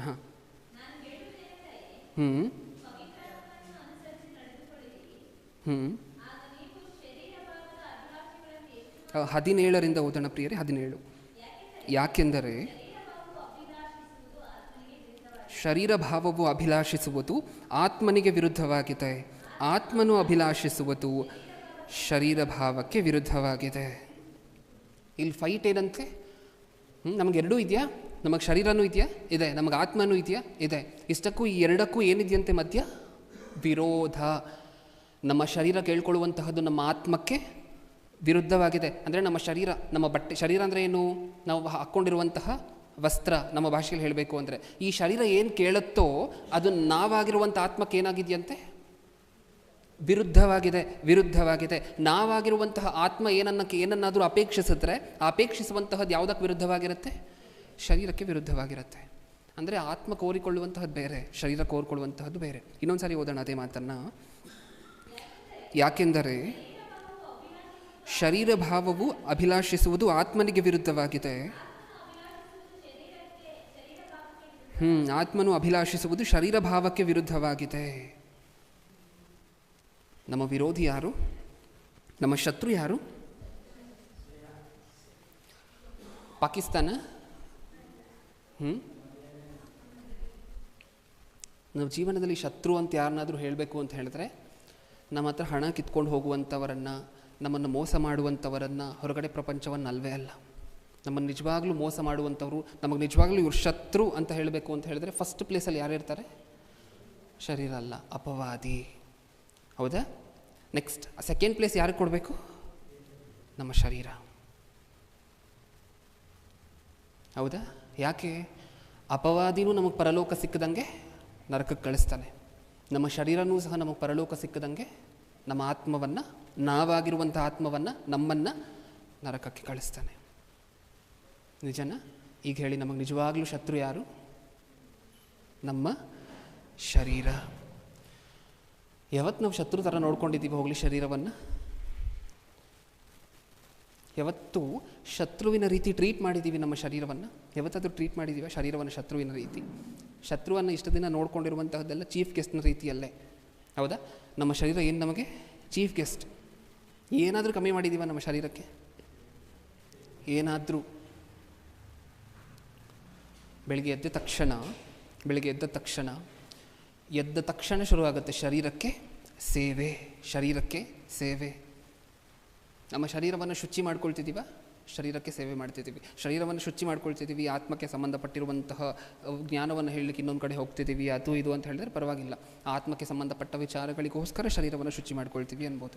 ಆದರೆ ನಮ್ಮ ಶರೀರವನ್ನು ಶುಚಿ ಮಾಡ್ಕೊಳ್ತಿರುವಂತಹದ್ದೆಲ್ಲ ಬರೀ ಶರೀರಕ್ಕೋಸ್ಕರನೇ, ಮತ್ತೆ ಕೆಲಸಕ್ಕೆ ಅಲ್ಲಿ ಇಲ್ಲಿ ನಮ್ಮ ಕೆಲಸಗಳಿಗೆ ಹೋಗಲಿಕ್ಕೆ. ನಿಜನಾ? ಹೌದು. ಬೆಳಗ್ಗೆ ಎದ್ದ ತಕ್ಷಣ ಬ್ರಷ್ ಮೇಲೆ ಪೇಸ್ಟ್, ಅಲ್ಲಿಂದ ಶುರುವಾಗ್ತಿದೆ ಶರೀರಕ್ಕೆ ನಾವು ಮಾಡುವಂತಹ ಸೇವೆಗಳು. ಬೆಳಗ್ಗೆ 8:30 ಆಯಿತಾ? ಬೆಳಿಗ್ಗೆ 8:30 ಆಯಿತಾ? ಓಕೆ. ಶರೀರ ಆರ್ಡರ್ ಮಾಡ್ತಿರುತ್ತೆ ಏನಂತ? ಅದಕ್ಕೆ ಮುಂಚೆ ಟೀ ಕಾಫಿ, ಅದೆಲ್ಲ ಆದ ನಂತರ ಇವಾಗ ತಾನೇ ಟೀ ಕಾಫಿ ಕುಡ್ದಿದ್ದೀನಿ ಅಂತ ಹೇಳಿ ಸುಮ್ಮನೆ ಆಗುತ್ತಾ? ಎಲ್ಲಿ ಬ್ರೇಕ್ಫಾಸ್ಟ್ ಇನ್ನೂ ಬಂತಿಲ್ಲ. ಬ್ರೇಕ್ಫಾಸ್ಟ್ ಆಯಿತಾ? ಕರೆಕ್ಟಾಗಿ ಒಂದು 3 ಗಂಟೆಗಳು ಅಂದರೆ ಬ್ರೇಕ್ಫಾಸ್ಟಿಂದ ಒಂದು 3 hours ಆಗಿದ ತಕ್ಷಣ ಮತ್ತೆ ಲಂಚ್ ಎಲ್ಲೋ ತೊಗೊಂಬಂದಿಲ್ಲ, ತರಿಸು. ನಿಜನಾ? ಹಾಗೆ ಸಾಯಂಕಾಲ ಆಯಿತು ಅಂತ ಅಂದ್ಕೊಳ್ಳಿ. ಅಲ್ಲ, ಬೆಳಿಗ್ಗೆಯಿಂದ 2 ಸರಿ ಈಗಾಗಲೇ ತಿಂದಿದ್ದೀನಲ್ವಾ, ಇನ್ನು ರಾತ್ರಿ ಈಗಾಗಲೇ 2 ಸರಿ ತಿಂದಿದ್ದೀನಲ್ವ ಚೆನ್ನಾಗಿ, ಇನ್ನು ರಾತ್ರಿ ಮಾಡುವಂತಹದ್ದು ಬೇಕಾ, ರಾತ್ರಿನೂ ಊಟ ಮಾಡಬೇಕಾ ಅಂತ ಹೇಳಿ ಸುಮ್ಮನೆ ಇರುತ್ತೆ. ಸಂಜೆನೂ ಬೇಕು, ರಾತ್ರಿನೂ ಬೇಕು. ಇಲ್ಲಿ ಇನ್ನೊಂದು ವಿಚಾರಕರವಾಗಿರುವಂಥ ಸಂಗತಿ ಏನು ಅಂತ ಹೇಳಿದ್ರೆ, ಇವತ್ತಿನ ದಿನದಲ್ಲಿ ಎತ್ಕೊಂಡು ನಾಳೆ ಬಗ್ಗೆ ಯೋಚನೆ ಮಾಡ್ತಿರ್ತೀವಿ, ತಿನ್ನೋದ್ರ ಬಗ್ಗೆ. ಇವತ್ತು ನೈಟ್ ಇನ್ನೂ ನಿದ್ರೆ ಮಾಡಿರೋದಿಲ್ಲ, ನಿದ್ರೆ ಮಾಡಿ ನಾಳೆ ಬೆಳಿಗ್ಗೆ ಎದ್ದೇಳ್ತೀವಿ ಅಂತಲೂ ಗೊತ್ತಿರೋದಿಲ್ಲ, ಎದ್ದೇಳ್ತೀವ ಅಂತಲೂ ಗೊತ್ತಿರೋದಿಲ್ಲ. ಗಂಡ ಹೆಂಡತಿಯನ್ನು ಕೇಳುವಂತಹ ಮಾತು, ಏನು ಮಾಡ್ತಿದ್ಯಾ ನಾಳೆ ಬೆಳಿಗ್ಗೆ ಟಿಫನ್ನು? ಹೌದಾ ಇಲ್ವಾ? ಹೆಂಡತಿ ಇನ್ನೂ ಸ್ವಲ್ಪ ಮುಂಜಾಗ್ರತೆಯಾಗಿ, ನೀವು ರಾತ್ರಿ ಕೇಳ್ತಿದ್ದೀರಾ ನಾಳೆ ಬೆಳಗ್ಗೆ ಏನು ಟಿಫನ್ ಮಾಡಬೇಕು ಅಂತ ಹೇಳಿ, ನಾನು ಮಧ್ಯಾಹ್ನನೇ ಯೋಚನೆ ಮಾಡಿಬಿಟ್ಟು ದೋಸೆಗೆ ನೆನಾಕ್ಬಿಟ್ಟಿದ್ದೀನಿ. ಹೌದಾ? ಏನು ಯೋಚನೆ ಮಾಡ್ತಿದ್ದೀವಿ ಪ್ರಿಯರೇ? ನಾವು ಅಲ್ಲದೇ ಇರುವಂತಹ ಶರೀರದ ಬಗ್ಗೆ, ನಾವಾಗಿರುವಂಥ ಶರೀರದ ಬಗ್ಗೆ ಯಾವತ್ತು ಯೋಚನೆ ಮಾಡ್ತೀವಿ? ನಾವಾಗಿರುವಂಥ ಶರೀರದ ಬಗ್ಗೆ ಯಾವತ್ತು ಯೋಚನೆ ಮಾಡ್ತೀವಿ? ಪೌಲನ್ ಏನು ಹೇಳಿದ್ರು? ನನಗೆ ಆತ್ಮನೂ ಇದೆ, ನನಗೆ ಶರೀರನೂ ಇದೆ. ಆದರೆ ನನ್ನ ಆತ್ಮ ಕೋಡ್ಕೊಳ್ಳುವಂತಹದ್ದು ಶರೀರಕ್ಕೆ ವಿರುದ್ಧವಾಗಿದೆ, ನನ್ನ ಶರೀರ ಕೋರ್ಕೊಳ್ಳುವಂತಹದ್ದು ನನ್ನ ಆತ್ಮಕ್ಕೆ ವಿರುದ್ಧವಾಗಿದೆ. ನಮಗೂ ಅನ್ನಿಸ್ಬೋದು ಆಗಾಗ, ಇನ್ಮೇಲೆ ತಪ್ಪು ಮಾಡಬಾರ್ದು, ಇನ್ಮೇಲೆ ಈ ಪಾಪ ಮಾಡಬಾರ್ದು, ಇನ್ಮೇಲೆ ಈ ತಪ್ಪನ್ನು ಯಾವತ್ತೂ ಮಾಡೋದಿಲ್ಲ ಅಂತ ಹೇಳಿ. ಆದರೆ ನಮ್ಮ ಶರೀರ ಮತ್ತೆ ಮತ್ತೆ ಮತ್ತೆ ಮತ್ತೆ ಏನು ಮಾಡಿಸ್ತಿರುತ್ತೆ? ಅದೇ ತಪ್ಪನ್ನು ಮಾಡಿಸ್ತಿರುತ್ತೆ. ಈ ಶರೀರಕ್ಕೆ ಬರುವಂತಹ ಲಾಸ್ ಏನೂ ಇಲ್ಲ ಪ್ರಿಯರೇ. ಶರೀರ ನಮ್ಮ ಕೈಯಲ್ಲಿ ತಪ್ಪು ಮಾಡಿಸ್ತಿದೆ ಅಂತ ಹೇಳಿದ್ರೆ ಶರೀರಕ್ಕೆ ಬರುವಂತಹ ಲಾಸ್ ಏನೂ ಇಲ್ಲ. ದೇವರು ಶರೀರವನ್ನು, ಆತ್ಮವನ್ನು ಯಾವುದಕ್ಕೆ ಹಾಕ್ತಾರೆ ನರಕಕ್ಕೆ? ಯಾವುದನ್ನು ಹಾಕ್ತಾರೆ ನರಕಕ್ಕೆ? ಆತ್ಮವನ್ನು. ಶರೀರ ನೀಟಾಗಿ ನಮ್ಮ ಕೈಯಲ್ಲಿ ಮಾಡಬೇಕಾಗಿರುವಂತಹ ತಪ್ಪನ್ನೆಲ್ಲ ಮಾಡಿಸಿ, ಇಲ್ಲದೆ ಇರುವಂಥ ಅನಾಚಾರಗಳನ್ನೆಲ್ಲ ಮಾಡಿಸಿ ಮಣ್ಣಿಗೆ ಹೊರಟೋಗ್ಬಿಡುತ್ತೆ. ಅದು ಮಣ್ಣಿನಿಂದ ತೆಗೆಯಲ್ಪಟ್ಟಂತಹದ್ದು. ಆತ್ಮ ಏನಾಗುತ್ತೆ? ಆತ್ಮ ಅನ್ನುವಂತಹದ್ದು ಮತ್ತೆ ಹೇಳ್ತಾನೆ ಇರುತ್ತೆ, ಶರೀರ ತಪ್ಪು ಕೆಲಸ ಮಾಡು, ಈ ಪಾಪವನ್ನು ಮಾಡು ಅಂತ ಶರೀರ ಪ್ರೇರೇಪಿಸಬೇಕಾದ್ರೆ ಆತ್ಮ ಏನು ಹೇಳ್ತಿರುತ್ತಂತೆ? ಒಂದು ಸರಿ ನೋಡೋಣ. ಕೊನೆ ರೆಫರೆನ್ಸ್ ಇವತ್ತಿಗೆ ರೋಮಾಪುರದವರಿಗೆ ಬರೆದ ಪತ್ರಿಕೆ 7ನೇ ಅಧ್ಯಾಯ 23ನೇ ವಚನ. ರೋಮಾಪುರದವರಿಗೆ ಬರೆದ ಪತ್ರಿಕೆ 7ನೇ ಅಧ್ಯಾಯ 23ನೇ ವಚನ.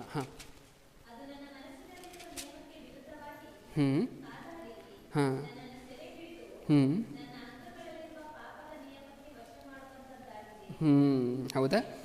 22ನೇ ವಚನದಲ್ಲಿ ಒಂದು ಮಾತಿದೆ, ಏನಂತೆ?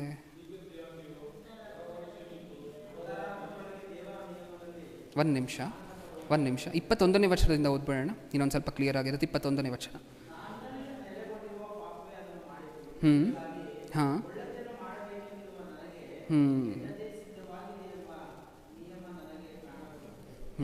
ಏನಂತೆ?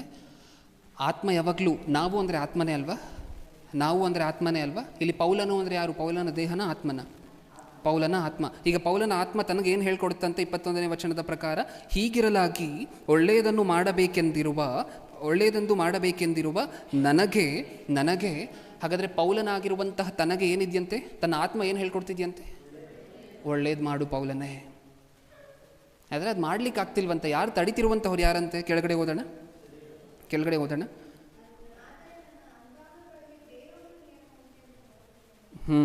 ಹೌದಾ? ಯಾವ ವಚನವನ್ನು ಓದಿದ್ರಿ? 22ನೇ ವಚನ ಪ್ರಾರಂಭದಿಂದ ಓದ್ಲಿಕ್ಕೆ ಪ್ರಯತ್ನ ಪಡೋಣ ಪ್ರಿಯರೇ.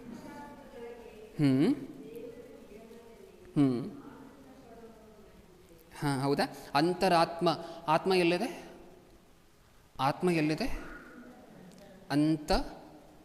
ಅಂತ ಹೇಳಿದ್ರೆ ಅಂತರಂಗ ಅಂತ ಹೇಳಿದ್ರೆ ಒಳ ಮನಸ್ಸಿನ ಬಗ್ಗೆ ಮಾತಾಡ್ತಿರುವಂತಹದ್ದು. ಅಂತರ ಅಂತ ಹೇಳಿದ್ರೆ ಒಳಗಡೆ ಅನ್ನುವಂತಹದ್ದನ್ನು ಸೂಚಿಸುತ್ತೆ. ಈಗ ಮುಂದೆ ಓದಿ ನೋಡೋಣ, ಇನ್ನು ಏನು ಹೇಳ್ತಿದ್ದಾರೆ. 22ನೇ ವಚನ, ಅಂತರಾತ್ಮದೊಳಗೆ ದೇವರ ನಿಯಮದಲ್ಲಿ ಆನಂದ ಪಡುವವನಾಗಿದ್ದೇನೆ. ಅಂದರೆ ಅವರ ಆತ್ಮ ದೇವರ ನಿಯಮದಲ್ಲಿ ಆನಂದ ಪಡಲಿಕ್ಕೆ ಪ್ರಯಾಸ ಪಡ್ತಿದೆ. ಆದರೆ ಏನಾಗ್ತಿದೆ, ಆದರೆ ನನ್ನ ಅಂಗಾಂಗಗಳು ಅನ್ನುವಂತಹದ್ದು ಆತ್ಮಕ್ಕಿರುವಂತಹದ್ದು, ಶರೀರಕ್ಕಿರುವಂತಹದ್ದು. ಆತ್ಮ ನೋಡಿದ್ರೆ ದೇವರ ವಿಚಾರಗಳಲ್ಲಿ ಆನಂದ ಪಡಬೇಕು ಅಂತ ಕೋರ್ಕೊಳ್ತಿದ್ರೆ, ಶರೀರದಲ್ಲಿರುವಂಥ ಅಂಗಾಂಗಗಳೆಲ್ಲ ಏನು ಹೇಳ್ತಿದೆಯಂತೆ, ಆದರೆ ನನ್ನ ಅಂಗಾಂಗಗಳಲ್ಲಿ ಬೇರೊಂದು ನಿಯಮ ಉಂಟೆಂದು ನೋಡುತ್ತೇನೆ. ಆ ನಿಯಮ ಏನು ಮಾಡ್ತಿದೆಯಂತೆ ನನಗೆ. 23ನೇ ವಚನ, ಅದು ನನ್ನ ಮನಸ್ಸಿನಲ್ಲಿರುವ ನಿಯಮಕ್ಕೆ ವಿರುದ್ಧವಾಗಿ ಕಾದಾಡಿ ನನ್ನನ್ನು ಸೆರೆ ಹಿಡಿದು ನನ್ನ ಅಂಗಾಂಗಗಳಲ್ಲಿರುವ ಪಾಪದ ನಿಯಮಕ್ಕೆ ವಶ ಮಾಡುವಂತಹದ್ದಾಗಿದೆ. ಅಯ್ಯೋ, ನಾನು ಎಂಥ ದುರವಸ್ಥೆಯಲ್ಲಿ ಬಿದ್ದ ಮನುಷ್ಯನು, ಇಂಥ ಮರಣಕ್ಕೆ ಒಳಗಾದ ಈ ದೇಹದಿಂದ ನನ್ನನ್ನು ಬಿಡಿಸುವವರು ಯಾರು, ಈ ದೇಹದಿಂದ ನನ್ನನ್ನು ಬಿಡಿಸುವವರು ಯಾರು ಅನ್ನುವಂತಹದ್ದು ನಾವು ಪ್ರಾರಂಭದಲ್ಲಿ ಓದಂತಹ ಮಾತು. ಯಾವ ಕಾಂಟೆಕ್ಸ್ಟಲ್ಲಿ ಪೌಲನ ಮಾತು ಮಾತಾಡಿದ್ರೆ ಅಂದರೆ ಈ ಕಾಂಟೆಕ್ಸ್ಟಲ್ಲಿ. ನಮ್ಗೆ ಇವಾಗ ಅರ್ಥ ಆಯ್ತಾ ಏನೇನು ಮಾಡಿಸುತ್ತೆ ಈ ಶರೀರ ನಮ್ಮ ಕೈಯಲ್ಲಿ ಅಂತ ಹೇಳಿ. ಪಾಪ ಮಾಡು ಅಂತ ಹೇಳಿ ಪ್ರೇರೇಪಣೆ ಕೊಡುತ್ತೆ. ಪೌಲನಿಗೂ ಕೊಡ್ತಾ ಇತ್ತಂತೆ. ಪೌಲನೂ ಆಗಿರುವಂತಹ ತನ್ನ ಆತ್ಮ, ಪೌಲನೇ ಸ್ವತಃ ಆಗಿರುವಂತಹ ತನ್ನ ಆತ್ಮ, ಮಾಡಬೇಡ, ನೀನು ದೇವರ ಸಹವಾಸದಲ್ಲಿರು, ವಾಕ್ಯಕ್ಕೆ ಸಂಬಂಧಪಟ್ಟಂತಹ ವಿಚಾರಗಳಲ್ಲಿ, ನಿನ್ನ ಸುವಾರ್ಥ ಪ್ರಯಾಣಗಳಲ್ಲಿ ಎಂಜಾಯ್ ಮಾಡು, ಇದರಲ್ಲಿ ನೀನು ಸುಖ ಪಡುವಂಥ ಆತ್ಮ ತನಗೆ ಹೇಳ್ಕೊಟ್ರೆ, ಶರೀರ ಏನು ಹೇಳ್ಕೊಡ್ತಿದ್ಯಂತ ಇನ್ನೊಂದು ಕಡೆ. ಪ್ರಪಂಚವನ್ನು ಒಂದು ಸರಿ ಕಣ್ಣೆತ್ತಿ ನೋಡು, ಎಷ್ಟು ಚೆನ್ನಾಗಿದ್ದಾರೆ. ನೀನು ಈ ದೇಶದಿಂದ ಇನ್ನೊಂದು ದೇಶಕ್ಕೆ ಪ್ರಯಾಣ ಮಾಡಿ ಸುವಾರ್ತೆ ಹೇಳುವಂತಹದ್ದು ಅವಶ್ಯಕತೆ ಇದೆಯಾ ಅಂತ ಹೇಳಿ ಶರೀರ ಹೇಳ್ಕೊಡ್ತಿದ್ದಂತೆ ಪೌಲನಿಗೆ. ಈಗ ನಮ್ಮ ಶರೀರ ಏನೇನು ಹೇಳ್ಕೊಟ್ಟಿರ್ಬೋದು ನಮಗೆ, ಎಲ್ಲ ಆತ್ಮಕ್ಕೆ ವಿರುದ್ಧವಾಗಿರುವಂತಹದನ್ನೇ ಹೇಳ್ಕೊಟ್ಟಿದೆ. ನಿಜನ? ದೇವರು ನಮಗೆ ಆತ್ಮ ಶರೀರ ಎರಡನ್ನೂ ಸಹ ಕೊಟ್ಟಿದ್ದಾರೆ ಅಂತ ಹೇಳಿದ್ರೆ, ನಮ್ಮ ಆತ್ಮ ಹೇಳುವಂತಹ ಮಾತನ್ನು ಯಾರು ಕೇಳಬೇಕು? ಶರೀರ. ಆದರೆ ನಮ್ಮ ಪರಿಸ್ಥಿತಿ ಏನಾಗಿದೆ, ಶರೀರ ಹೇಳುವಂತಹ ಮಾತನ್ನು ಆತ್ಮ ಕೇಳಿ ಇಲ್ಲ. ಯಾಕೆಂದರೆ ಶರೀರವಾಗಿ ಶರೀರನೇ ತಪ್ಪು ಮಾಡಲಿಕ್ಕೆ ಆಗೋದಿಲ್ಲ. ಆತ್ಮ ಇಲ್ಲ ನನ್ನ ಕೈಯಲ್ಲಿ ಮಾಡಿಸ್ಬೇಡ ಅಂತ ಹೇಳಿದ್ರು ಬ್ಯಾಟ್ರಿ ಇರಬೇಕಲ್ವ. ನೀವು ಒಂದನ್ನು ಪ್ಲೇ ಮಾಡಿದ್ರೆ ಅದು ಪ್ಲೇ ಆಗಲಿಕ್ಕೆ ಬ್ಯಾಟ್ರಿ ಇರಬೇಕಲ್ವ. ಹಾಗಾದರೆ ಆತ್ಮದ ಶಕ್ತಿಯನ್ನು, ಆತ್ಮ ಇದ್ರೇ ಈ ದೇಹ ನಡೆಯುವಂತಹದ್ದು. ಈ ಶರೀರಕ್ಕೆ ಒಂದು ಕೋರಿಕೆ ಹುಟ್ಟಿ, ಆ ಕೋರಿಕೆಯನ್ನು ಯಾರ ಮೂಲಕ ತೀರಿಸ್ಕೊಳ್ತಿದೆ ಈ ಶರೀರ? ಆತ್ಮಕ್ಕಿರುವಂತಹ ಶಕ್ತಿಯನ್ನು ಉಪಯೋಗ ಮಾಡಿಕೊಂಡು ತೀರಿಸ್ಕೊಳ್ತಿದೆ. ಯಾಕೆಂದರೆ ಆತ್ಮ ಈ ಶರೀರವನ್ನು ಬಿಟ್ಟು ಹೋದ ನಂತರ ಆ ಶರೀರದ ಕೈಯಲ್ಲಿ ಏನೂ ಮಾಡಲಿಕ್ಕಾಗೋದಿಲ್ಲ. ಮಾಡಲಿಕ್ಕಾಗುವಂತಹದ್ದೆಲ್ಲ ಆತ್ಮ ಶರೀರದಲ್ಲಿದ್ದಾಗ ಮಾತ್ರ. ಆತ್ಮ ಶರೀರದಲ್ಲಿದ್ದಾಗ ಮಾತ್ರ. ನಮಗೇನು ಅರ್ಥ ಆಯಿತು ಈ ಸಂದೇಶದಿಂದ? ಏನು ಅರ್ಥ ಆಯಿತು? ಸಂದೇಶ ಮುಗೀತು. ಏನು ಅರ್ಥ ಆಯಿತು ನಮಗೆ? ಆತ್ಮ ಹಾಗೂ ಶರೀರ ಈ ಸಬ್ಜೆಕ್ಟಲ್ಲಿ ನಮಗೇನು ಅರ್ಥ ಆಯಿತು? ಹೋರಾಟ ಇದೆ. ನಾವು ಬೇರೆ, ನಮ್ಮ ಶರೀರ ಬೇರೆ. ನಮ್ಮನ್ನು ಅತ್ಯಂತ ಹೆಚ್ಚಾಗಿ ಪ್ರಪಂಚದಲ್ಲಿ ಯಾರಾದರೂ ಮೋಸ ಮಾಡ್ತಾರೆ ಅಂದರೆ ಅದು ಅಪವಾದಿ. ಅದನ್ನು ಬಿಟ್ಟರೆ ಅಪವಾದಿ ನಮ್ಮ ಶರೀರದ ಮೂಲಕನೇ ಬಂದು ನಮ್ಮ ಶರೀರವನ್ನು ಶತ್ರು ಮಾಡಿ ಇಟ್ಟಿದ್ದಾನೆ. ತುಂಬ ಮೋಸ ಮಾಡುತ್ತೆ. ಅದಕ್ಕೋಸ್ಕರನೇ ಯಾವ ಕೆಲಸಕ್ಕೂ ಬರದೇ ಇರುವಂಥ ಶರೀರದ ಬಗ್ಗೆ ಅಟ್ಲೀಸ್ಟ್ ಯೋಚನೆ ಮಾಡಿಕೊಳ್ಳುವಂಥದ್ದಾದರೂ ಕಡಿಮೆ ಮಾಡಿ, ಯಾವುದ್ರ ಬಗ್ಗೆ ಯೋಚನೆ ಮಾಡಬಹುದು? ಆತ್ಮದ ಬಗ್ಗೆ. ಈ ಶರೀರ ಏನೋ ಸ್ವಲ್ಪ ಕಾಲ ತಪ್ಪು ಮಾಡಿಸಿ ಮಣ್ಣಿಗೆ ಹೊರಟೋಗುತ್ತೆ. ಆಮೇಲೆ ಆತ್ಮ ಅಲ್ವಾ ಬಳಲಬೇಕಾಗಿರುವಂತಹದ್ದು. ಬೆಳಿಗ್ಗೆ ಎದ್ದಾಗಿನಿಂದ ರಾತ್ರಿ ಮಲಗುವವರೆಗೂ ಸಹ ಶರೀರ ನೀನು ಯೋಚನೆ ಮಾಡು. ತಿನ್ನುವುದರ ಬಗ್ಗೆ ಯೋಚನೆ ಮಾಡು. ನೀನು ಹಾಕ್ಕೊಳ್ಳುವಂತಹ ಬಟ್ಟೆ ಬಗ್ಗೆ ಯೋಚನೆ ಮಾಡು. ಕೊನೆಯಲ್ಲಿ ಇನ್ನೂ ಯಾವುದ್ರ ಬಗ್ಗೆ ಯೋಚನೆ ಮಾಡಿಸುತ್ತೆ ಅಂತ ಹೇಳಿದ್ರೆ, ನಾವು ಮಣ್ಣಲ್ಲಿ ತಿರುಗಬೇಕಾದ್ರೆ ನಮ್ಮ ಪಾದ, ಎಲ್ಲಿ ಮಣ್ಣಲ್ಲಿ ತಿರುಗುವಂತಹ ಪಾದ, ಅದಕ್ಕಿರುವಂತಹ ಬೆರಳುಗಳು, ಅದಕ್ಕಿರುವಂತಹ ಉಗುರು, ಈ ಉಗುರಿಗೆ ನಾಳೆ ಯಾವ ಬಣ್ಣವನ್ನು ಹಾಕ್ಕೊಂಡು ಹೋಗುವಂತಹದ್ದು, ನೈಲ್ ಪಾಲಿಶ್ ಯಾವ ಬಣ್ಣವನ್ನು ಹಾಕ್ಕೊಂಡು ಹೋಗುವಂಥ, ಯಾವುದ್ರ ಬಗ್ಗೆ ಯೋಚನೆ ಮಾಡ್ತಿದ್ವಿ ಗೊತ್ತಾ? ಯಾವುದ್ರ ಬಗ್ಗೆ ಯೋಚನೆ ಮಾಡ್ತಿದ್ವಿ ಗೊತ್ತಾ? ಶರೀರದ ಬಗ್ಗೆ ಅಲ್ಲ. ಶರೀರಕ್ಕೊಂದು ಕಾಲು, ಕಾಲಿಗೊಂದು ಪಾದ, ಆ ಪಾದ ತಿರುಗಾಡುವಂತಹದ್ದೇ ಮಣ್ಣಲ್ಲಿ. ಓಕೆ, ಆ ಪಾದಗಳಿಗಿರುವಂತಹ ಬೆರಳು, ಆ ಬೆರಳುಗಳಿಗಿರುವಂಥ ಉಗುರು, ಆ ಉಗುರಿಗೆ ಯಾವ ಬಣ್ಣ ಹಾಕೋಬೇಕು? ಎಷ್ಟು ಚೆನ್ನಾಗಿ ಯೋಚನೆ ಮಾಡ್ತಿದ್ದೆ. ನಮ್ಗೆ ಅರ್ಥ ಆಗ್ತಿದೆಯಾ? ಮೆನ್ಸ್ಗೇನು ಇಲ್ಲ ಅಂತ ಅಂದ್ಕೊಳ್ಳುವಂತಹದ್ದು ಬೇಡ, ಜೆಂಟ್ಸ್ಗೇನು ಇಲ್ಲ ಅಂತ ಅಂದ್ಕೊಳ್ಳುವಂತಹದ್ದು ಬೇಡ. ಈ ರೀತಿ ಕೋರಿಕೆಗಳು ಪುರುಷರಿಗೂ ಇರುತ್ತೆ. ಬಟ್ಟೆ ಬಗ್ಗೆ ಯೋಚನೆ ಮಾಡುವಂತಹದ್ದು, ಶರೀರದ ಬಗ್ಗೆ ಯೋಚನೆ ಮಾಡುವಂತಹದ್ದು ಬಿಟ್ಟು ಹೊರಟೋಗುತ್ತೆ ಪ್ರಿಯರೇ ಶರೀರ ನಮ್ಮನ್ನು. ಮಧ್ಯದಾರಿಯಲ್ಲಿ ಒಂದು ತಾಯಿ ಚಿಕ್ಕ ಮಗುವನ್ನು ಕೈ ಬಿಟ್ಬಿಟ್ಟು ಹೊರಟೋಗ್ಬಿಟ್ರೆ ಆ ಮಗು ಆ ಕಡೆ ಈ ಕಡೆ ಎಲ್ಲ ಹಿಂಗೆ ತಿರ್ಕೊಂಡಿರುತ್ತೋ, ಅದೇ ರೀತಿ ನಮ್ಮ ಆತ್ಮವನ್ನು ಒಂದು ದಿನ ಈ ಶರೀರ ಬಿಟ್ಟು ಹೊರಟೋಗುತ್ತೆ. ಆವಾಗ ಗೊತ್ತಾಗುತ್ತೆ, ಓಹೋ ಶರೀರ ಅಲ್ವಾ ನಾನು ಹಾಗಾದರೆ, ಏನೇನೋ ಮಾಡಿಸ್ತು ಈ ಶರೀರ ನನ್ನ ಕೈಯಲ್ಲಿ. ಜೀವನ ಪೂರ್ತಿ ಏನಕ್ಕೂ ಕೆಲಸಕ್ಕೆ ಬಾರದೇ ಇರುವಂಥ ಈ ಶರೀರದ ಬಗ್ಗೆ ಯೋಚನೆ ಮಾಡಿಸ್ತು ನನ್ನ ಕೈಯಲ್ಲಿ.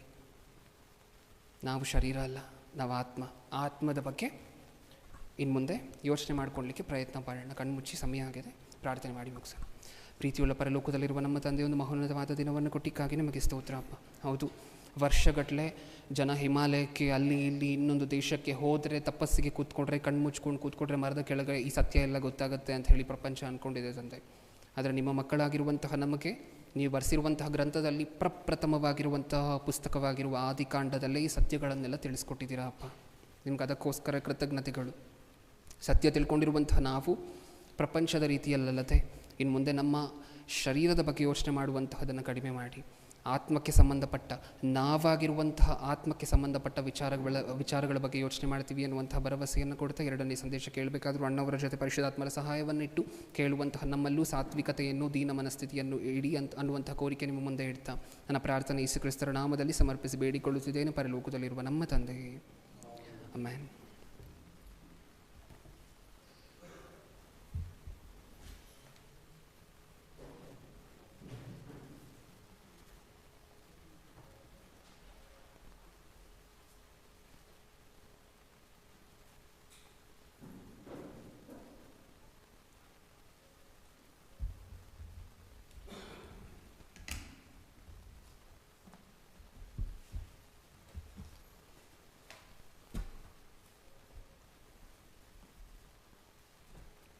ಎಲ್ಲರೂ ತಲೆ ಬಾಗಿಸಿ ಪ್ರಾರ್ಥನೆ ಮಾಡೋಣ.